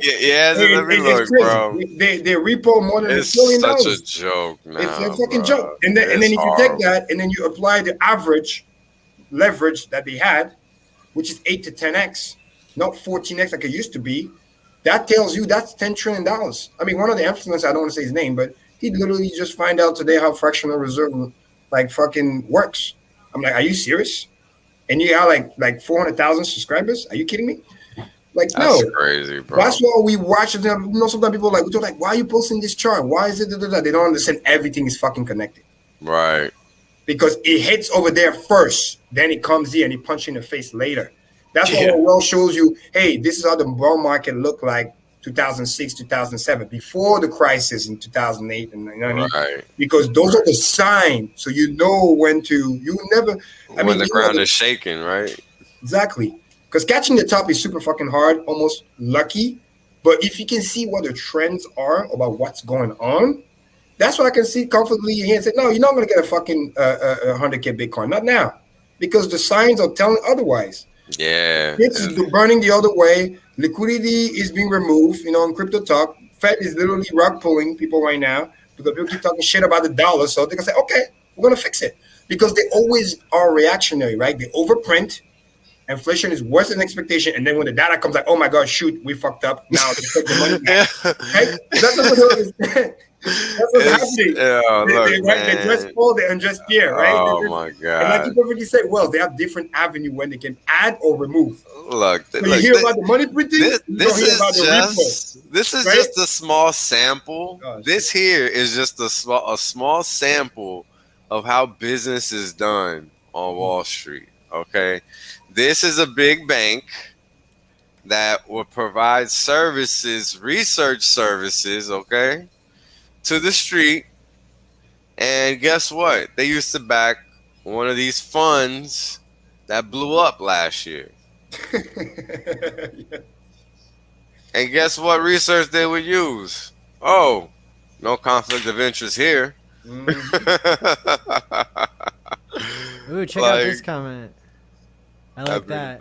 Thank you, Gordon. That's right. $20 super chat. Happy Independence Day. Quant gang printing knowledge like TShares print freedom. That's right. Yeah. Bags. And we're about to double. About to get that 2x.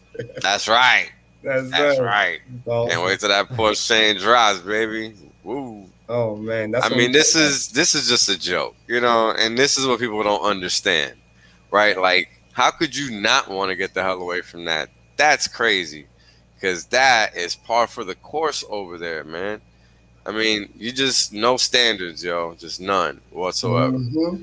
And over here, you just imagine, right? You got all of these clowns over there just coming over here, not having a clue, not realizing this is a rug factory. You know what they love to do? They did it once. They're like, oh no, we're coming back. The bull market, and then you don't know about fucking, grayscale premium still negative. You don't know about the crazy arbitration. You don't know about there's going to be a massive grayscale unlock of thousands of BTC. And you don't understand that you might become the liquidity again. Because they are the one fake pumping the price because it's also very low liquidity. So that you come in, you get back to fear and greed index, whatever the fuck, and then, oh yeah, we're going back up. You don't know about markets, you coming in and you become the liquidity again. And then they upload that thing one more time because they don't want it to go to 29 or 25K right away. They want to sell you a bunch of it at 30,000 plus and then drop the fucking thing. Yeah, they want you to pay for it first. Yeah. They want you to limit that slippage. That's what they want. Yeah, they want you to pay for it first. And once you understand that, and that's why I talk about DMI all the time, because it's about the direction. So then you can see the bullshit. You can call out the fake pump, which are basically just dead cat bounce, what we call relief rally. Just like in the bull market, it goes real a lot, then it goes back down, but it goes back to support, and then it goes for the next leg. It's the same thing in the bear market, but in reverse. It dumps like crazy, goes back to touch support, and then go for another run. So even when you see a dead cat bounce, we might go, like I said, I hope we might go to 38, 40K, just so that, right on cue for sacrifice so the value can be higher, like Richard talked about. But I'm not getting my eyes away from the ball. I know where the direction is. So if you're lucky to get a $38,000, $40,000, whatever, or $3,000 Ethereum, example, because I don't even hold any Bitcoin, I don't waste my time over there. Understand that you better cash that out to HEX before, or sacrifice it before he goes back for another rundown, because we're not done. This shit is not over. Oh yeah, no, those spreads, I mean, they're just getting started. Exactly. Right? Until that thing literally closes itself, and on the weekly chart, HEXICAN, very important. DMI is more accurate the higher the time frame. On the weekly chart, if we're able to cross back bullish, then you can come to me and start talking about Moonbar and 70Ks and 100K, whatever. Until then, don't even waste your time. You know what I mean? And that's the best part. Sideways, we get paid. When people are just scratching their heads and then they're going to go play a riskier play and then gamble even more and then get even more wrecked. So meanwhile, we'll just relax. The best part about sideways for HEX is that that's literally just fuel to the fire. Yep. Every time. All that's doing is just priming the pump. Yep. This is why I show that fractal. It's W, chill for a little bit, take off. So we're literally in the chill mode right now. Yeah, we're literally taking a pause right now. And then literally it will be how long they sacrifice. Okay, is it a month? Is it 2 weeks? Is it 3 weeks? Whatever. Because after that, launch control. Launch control. Because then all the HEX gets moved out of circulation, never to be seen again. Bang, bang. So we got a question in the chat I want to answer real quick before I get into the charts, and then we'll wrap it up. So the Crypto Frontier asked, what was the TShare rate for the day as of now? It literally changed maybe an hour ago or two ago, probably by now. It's 18,191 HEX per TShare. Just crazy. About what, 10 days ago or less, it barely crossed the 18,000, and now it's 18,200. HEXICAN is moving fast. Yo, hold on. The beginning of March, it was at 17,000, basically. Yeah, I tweeted about it. It's funny. And I would have tweeted for the 18,000, but we were in Vegas. But in one day, it went up like 200 points. It was insane. Amazing. Yeah. Crazy. No time. And remember, there's a 3x multiplier too, because that's what you would have got before getting your bonus T-shares. So when something goes up 200 points, that's actually 600 points if you count in 10-year plus T-shares value. That's right. Just amplify that bad boy by 3. So then he continues to ask, or she, I don't know. Know what you have right now. This is another lifetime opportunity. This is big payday 2.0. Literally, irrespective of stake length, you're getting a 2x. That's right. When the pulse go, and if you're smart and you stake long, then that 2x copy will last you long too on the next chain. And it's never about choosing which side. It's about collecting money, printer, relax, enjoy life, boom, get paid. All right, he has another question. Can we do an example of 100 T-shares and how much you make on that? So we'll do an example of that real quick. Okay. So when you have a T-share, you get payout per T-share. Yes. And let's show you what that looks like. It'll be 6 again today. Yeah, it was 6 today. 6.072. So payout per T-shares in this column And this is just a representation of what you get if you have a single TShare. If you have a half, then you get half of this payout. Yeah, let's run it up to 6. So you said 100 TShares, right? So the average is like 5.75. That's like the average everybody uses. So we'll go with that. So if you want to look at it from a payout per TShare perspective, this is how you would do it, right? Like the number of TShares, which in this case, the number you used was 100 times the payout per TShare, right? And then if you want to calculate the number of days, you go ahead and knock yourself out, right? 1825, whatever. It's roughly 575 hex per day in that example. Yeah, that's 575 hex per day multiplied by the number of days, and you get 1,050,000 hex, basically, right? Which is a nice little sum, and that's only for a 10-year. 1825. 18? No, that's not 10 years. 10 years is 3,600. 3,600. Oh, 5 years. Sorry. Yeah, 5 years. Yeah. My bad. You'll be probably double that plus more because you get bonus TShare. But let's say if it was just 100. But yeah, so this is what I was gonna say. I don't think that this is the smart way to forecast what your payout is gonna be. I think if you start with 100,000 hex or 10,000 hex, for example, and you know that you're staking for the max, and just do 1.38. Just do that, because that's probably what your average APY is gonna be over the long term, if not higher.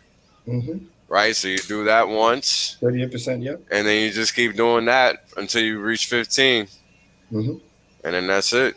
In the compounding fashion, yeah. You just keep compounding, and that's it. And if you want the most accurate, obviously, it will be to calculate in hex, because the value goes up and down.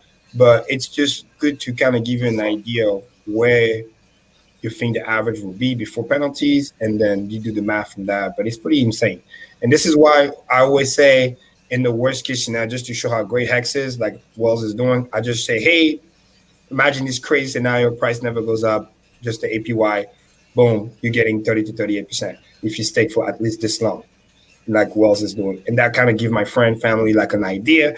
And then if the price goes up, sky's the limit, because from there, you can just multiply that by the number of X's that the thing does. So this is why it's freaking amazing. That's the sideways we get paid. This is just what 2, 3, 4, 5, 6, 7 years in. 8. Oh, it went away. Yeah, times, yeah. 10. That's crazy. That's insane. Yo, yeah, this is the right math, because this is what the system is supposed to do over time. So this is how you eliminate trying to guesstimate a TShare rate and all of this stuff. Assuming the constant, yeah. Yeah, you just assume the constant and just keep it pumping. You are 12, yeah. Well, I keep doing this. Times, sorry. Yeah, sorry. 14. And, why does it keep doing this? Yeah. All right, one more. Una más. Boom. 1.73. See, so that's a nice little, somewhat accurate value. Yeah. Which isn't bad to look at, because this was just 10,000 hex. This was just 10,000 hex. Oh, and by the way, that's on the EX, not on the PX. Right. Then times 2. Right. If you do it before Snapchat. Okay. Right. Notes. So yeah, this was just 10,000 hex, people. Yes. HEXICANS housekeeping, very important, because I know we talked about it a long time ago. Some of you guys forgot. So how to look at it for the pulse chains coming in. So what I call math advice that just stand alone by itself, right? Rule number 1, I always say, decide how much you want to donate in US term dollars, so that way you know exactly what you want to do, so you don't think about, oh, was it too much, too little, this, that. Hold on, Matty, you want to say something? We have 18 more minutes, and we want to do the charts, so we'll get the abbreviated version of Karim's strategy. Yes. I know people want to hear it. So once you do, when you're about to do for the sacrifice, pick your dollar amount, set your piece, get ready for that. So when it starts, boom, do it. If the price goes higher than you expected, that means you sacrifice maybe less hex, turn the rest into a stake, keep it moving. If it's less, because price maybe go down than you expected, then add more hex and then get to your target. That's the easiest, fastest way so that you reach the target that you wanted to do. So you don't have any, remorse or, oh, I wish I did this, or I invest too much, too little. You set up a target, go for the target, boom. And another cool thing about what Richard has mentioned before, the 1/3, 2/3, is because if you do 2/3 pulse, 1-term hex, the 1-term hex get a copy. So it's like what I call the perfect medium, 50-50. That means you get 2/3 in hex term and 2/3 in pulse term. And inside that 2/3 in hex term, 1/3 is gonna be on EX and the other 1/3 is gonna be on PX. So that's like the default cool equalizer type strategies. And if you focus on that, worst case scenario, you'll be all set. If you already have your game plan based on what I said, good luck to you and have fun. Word. All right. Let's try to get through this really quick. So disclaimer, the information displayed in this broadcast is known to cause increased amounts of FOMO. Quant Gang is not responsible for your weak staking strategy. We even have a website letting you know what we prefer. Yes. So we're just gonna keep it moving. That's right. Exactly. Oh, so I know you guys saw my tweet about that 29.5 million hex that was sold last night. Yeah. From 2:30 a.m. to 3:30 a.m. Eastern Standard Time. Mm-hmm. Don't be these people.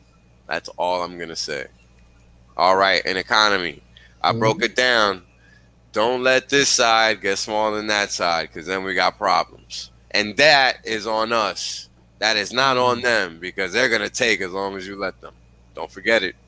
All right, so we're just going to run through all of these. We started out 3.4% before Vegas. Now we're back at 3.3% a few days after Vegas, about a week after. And we're recovering ground. The other day, couple days ago, we were at 3.15%. Now we're back up 3.3. And notice we've basically gone nowhere. And the pie got slightly bigger because that's right. But yeah, but we're just standing fast while everybody else is just decombobulating. And this is just again the power of the decorrelation in HEX, right? Yep. This is just beautiful to just see. All right, so this is the first 569 days. Bitcoin is at 771 on this index. It's awake. Finally, yeah, finally it's awake. Finally becomes awake from his sleep. Yeah, it's crazy, right? Finally. Thank you. Ethereum is at 1,221, while HEX and the TShares are all the way up there. That's right. Applause, because you own this. Don't forget it. 39,361, where the TShares are giving us a nose-bleeding level reading of 72,055. I mean, this shit is just crazy, yo. Insane. Wow. Just wow.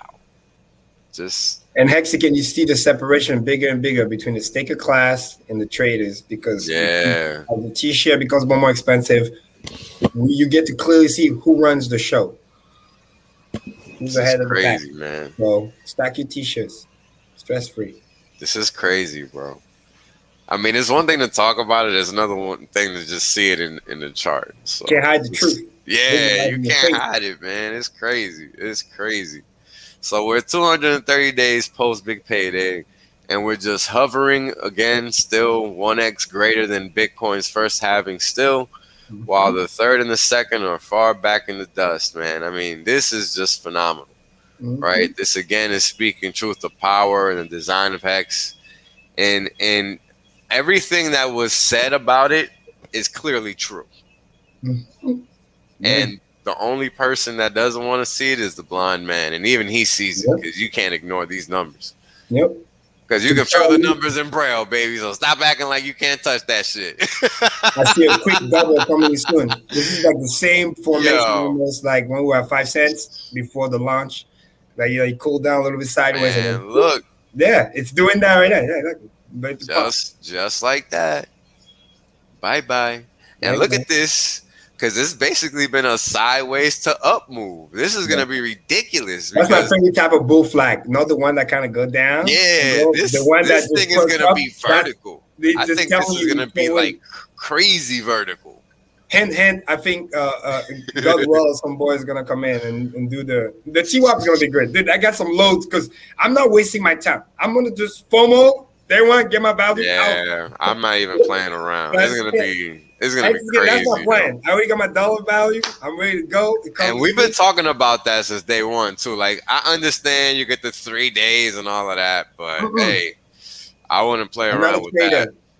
I wouldn't play around bonus. With that. I said thank you very much, grateful, and I walk away. Take what's there and keep it moving. Because usually it works out. Yeah. Right? Absolutely. So, TShares to Ethereum, which is the pink line, and TShares to Bitcoin. Now, for a long time we were in the teens versus Ethereum. Now we're just hovering here in the sextuple area, and here we are, just 4x in the previous Bitcoin. TShare versus Bitcoin level. I mean, this is just. And this right here is exactly what I meant earlier when I showed on the chart. You see, look at the fractal from the back. It did the W, break the all-time high. See, right around a little bit back, a little bit more. You mean here? No, back. Oh, you're talking about here? Yeah, here, but then in the very beginning, back to the beginning. W before the pump. Yeah, you see it? Yes. So he did a W, right? Then right here, he did a new all-time high. Then he did a little sideways first, and then pop, right? We're in that sideways move right now. Literally, I see that fractal. It's a big W. 7 months. This is a bigger W. Yeah, right? Bigger W because again, it's up and to the right, and the quadrant, the hex. I feel like it's gonna be like a. I feel like we can't even really see this move, bro. I feel like there's more W's here than we think. Because it's gonna be the same length of the width of this one. So now it's a big W, right? And then we break all-time high compared to what it used to be. It's like taking this piece and transposing it. Exactly. Oh man. Yeah. If you put that horizontal, look at my hands, right? Horizontal like this. Yeah. Putting it sideways. That's the major move. Yep. Yeah, it's gonna be nasty, bro. It's gonna be nasty. Oh, so shit. We're in the sideways action just before the big pump. It's the same thing. We're in the sideways move right now. Maybe Bitcoin's gonna catch up a little bit of orange line, whatever. Just sideways, and then pop.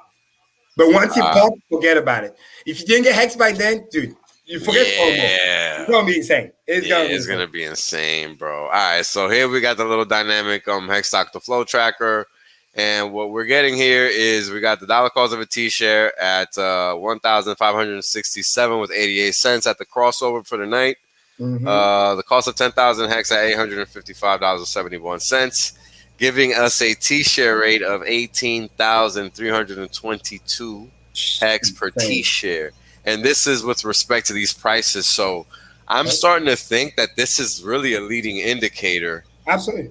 Versus what I thought it was, which was reactionary. I thought it was reactionary. Drag the other one up. Yeah, this is really a leading indicator. Yeah, you can see how T-share is really curving up now, faster and faster. That's the exponential. Yep. And that's why we've been telling people also why it's important, why it's going to happen also on PHEX, because leading indicator is always T-share. That's why T-share is king. Those are on the T-share. You're at the top of the echelon. You're that red chart. 100%. Then there's the regular hex holder, that thing, the trader, whatever. Minus being wrecked, but it shows that hey, hold hex, you still win, right? You don't win as much by getting the API, but at least you win some. And then the only one below, because it keeps being dragged up, because the T-share rate can only go up because the share rate goes up, so it just drags it all up. This is what I expect to happen when PHEX is going to launch. We'll get the copy. But then what I used to call, and I'll say again, T-share acceleration, because it's going to be a lot more shorter stakes and people doing whatever. It's going to ratchet up even faster. As it ratchet up even faster, it becomes more hard. Because it becomes more hard, you need more hex to buy a T-share, which then now become like a boogeyman eating the hex out. Because to create that same T-share, you need more hex. That's right. Which is just remove our liquidity even faster. So that everything just accelerate. And all the lines are going to start curving up like this. Yep. And it's gonna be a nice drag. Yeah, it's gonna be a nice drag. We're gonna come to this chart and we're gonna add one more line. It's gonna be like EX and PX. Yeah. You know what I mean? And you're gonna watch how all the lines just go up into the fucking right. Just dragging each other. it's gonna be like an air show, bro. Yes. And then as PX goes very high, it's gonna start dragging EX too, because at some point, if the opportunity cost becomes higher on one side, you're gonna start funneling fund on the other side to try to get the lower rate, and everything gets dragged up. Yep. And with StakerApp, just like this drags everything up. That's what it is. Up and to the right, everything just drags. The vacuum, just sucking everything in. That's it. And then you get, imagine what you get your StakerApp or whatever, and then like you get your new funds in, and it tells you, okay, if you stake on this one, you get more rate than on that one. So sooner or later, because money will always go find a better deal, and ultimately it just drags everything up. That's right. Money is always going to find a better equilibrium, and Let's then do it. And this is why this payout per TShare sunline is so critical, right? It tells you how many hex you've earned for having one TShare since inception, and that's 2,304 hex, right? And then the cool thing is that price always tracks this, right? All along, it's been tracking this, bumping it, and coming off of it, and just finding value over time. Yeah, and then the TShare sum index is the real G. This is the Mati HEX. This is what I told my friends, and then the light bulb went off, and it's like, okay, we do it literally changes my Karim. One stake, 15 years. That's it. That's it. Because once you understood that the payout you don't need to play around. It's in hex, and the thing goes up. It's like, holy shit. That's when like boom, Mati HEX. And then he took it from there. Because you're just taking advantage of every possible advantage that the system has to offer. Right? And this is how you get to 200,000 X. Yeah. And this or is 20,000 X, sorry. Yes, and this is crazy. Why TShare is king and why the TShare is building the wealth, because what you're holding in terms of TShare, you have no idea the yielding power that it could generate a year, 5 years. You really don't. You know what I mean? That's the thing. You really don't. Shout out to Pearl in the chat right here. He's right. TShare creates price reps. You're right. Yeah. You ain't right about that. And add more scarcity. We're more scarce than any other crypto. Period. Full stop. End of story. Yep, that's the funny thing. They don't get it. So the yellow line is letting us know the payout for TShare index has increased 5x since inception. The daily payout index has increased. What is this? If that's 5x, and this has got to be 18x. Boom. All right. So find me another system that's done that consistently throughout time. I'll wait because you won't. Bang, bang. Yeah, and we have the hex payout metrics. Total T-shares are at 11 million, 30,000 trillion shares. Payout per T-share was a nice 6.072 because we had some nice early end stakes, emergency end stakes today, I guess, almost getting us to the 67 million hex payout number on the daily payout. Yeah, thank you. Thank you for your service. We salute you. Thanks for pushing the daily payout by doing this. Yeah, I mean, hey, I ain't mad at you, brother. Do what you got to do. So now we're going to run to the expiring shares. And as always, we're just going to run through these. We're already a week into July. You guys know June has already collapsed and expired. So let's get to July. July 4th and the 6th pretty much look the same. So much for that. Insane. You got some changes here in the front in the little back months, but it's really not anything to talk about. What's interesting really though is how high July is. It's really not this high usually. Usually below 45% or around 45%, and July is really it's sticking up there. Really, it's a testament of how much stake already got absorbed. Yeah, and how a lot of people just, for lack of better word, cashed out. They wanted to get their marshmallow. That's fine. Listen, only the true believers are going to be the one getting the mad gains, because we can talk about mad gains, but you got to exert those strong hands. This is why staking. I mean, you know, it's funny because it's true. The shorter you stake, right, the less you're going to make. So it doesn't matter how much, you know, proportionally speaking, you're not making what you can make if you're not staked out. Funny enough, I thank you, because you become the reason why the pump's going to be so severe. Because by the time you get left out, like you're talking about like yesterday, like Richard perfectly said, and I already knew, like we do the sacrifice, whatever. Oh, the price is going to go up. Like, who's going to sell? You got nobody. The Hex got fucking donated, whatever. It's gone. And it's all gone. Sacrifice, and the rest is stake. Who's going to sell? A whole chunk of it is just going to disappear. The stronger hands are holding the long terms. Every emergency end stake, for the most part, goes to those hands which are long-term minded anyway. And even with the new products coming in and the shares and whatever, all that's going to be just locked. So it's going to accelerate that scarcity, which is going to just explode everything else. And that's what people need to understand. And shout out to these comments. Best comment of the night, I think. Hex is the reason we went to school and learned math. You fucking damn right. Bang, bang. Yes. Word up, trust, man. And then, yeah, man, it's gonna be crazy. I mean, look at this TShare dollar cost correlation to the hex price, right? I mean, it's still 99.95%. I mean, it's not even buckling. It's crazy, right? And you guys already know the correlation is 0 and the returns are positively skewed. So we're not gonna waste time on that because we only got a couple minutes left. But as always, you know, understand what you own. Right, payout per TShare if you're staked is what's driving all of this value upward, right? And this is what we're seeing over time. And as we just highlighted, the spread is only getting bigger, right? So the pops are only going to get crazier because that's just how it works. And don't forget, 16%. Value proposition got a little bit better too. 551%. 16, 500. You choose. I know what I chose. And don't forget where we are. And don't forget how the staking percentages work. Yes. And we're done. Somebody asked earlier, he says, that's a good one. He says, what do we think payout per TShare is going to be? I think it was question 5 years from now. So here's the thing that I will say. Obviously, it depends on the staking dynamic. We're going to continue our efforts. So payout per TShare may vary, stay where it is, or slightly trend downward as more people stake. But I will say this. I'm very confident that the daily payout, which is key, in hex term, which right now is roughly probably grabbed it around like 68 million a day. Something like that. Nah, it's about 63, 64 usually. 63, 64, because it depends how many penalties and whatever, if you go back to the side. But I'm expecting this to be 5 years from now, it's going to be 100 million plus. Because again, it's a daily reset.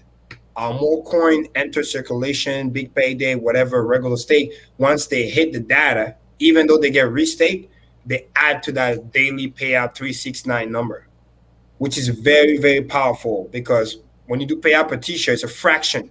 The numerator only goes up, which is why it's insane, which means the denominator has to slowly rise, which is a function of adoption because the denominator is how many TShares are in the pool, the 11 million, to maintain where it is. This is the reason why we're at 6 and we're steady, which is very actually hard to do. We're supposed to go deflationary, but we're actually steady because it's a function of adoption. As the TShares are getting burned faster and faster, like literally there's that big stake that somebody tweeted about, stake for 7 days and then restake everything and still lost 10 TShares for 7 days.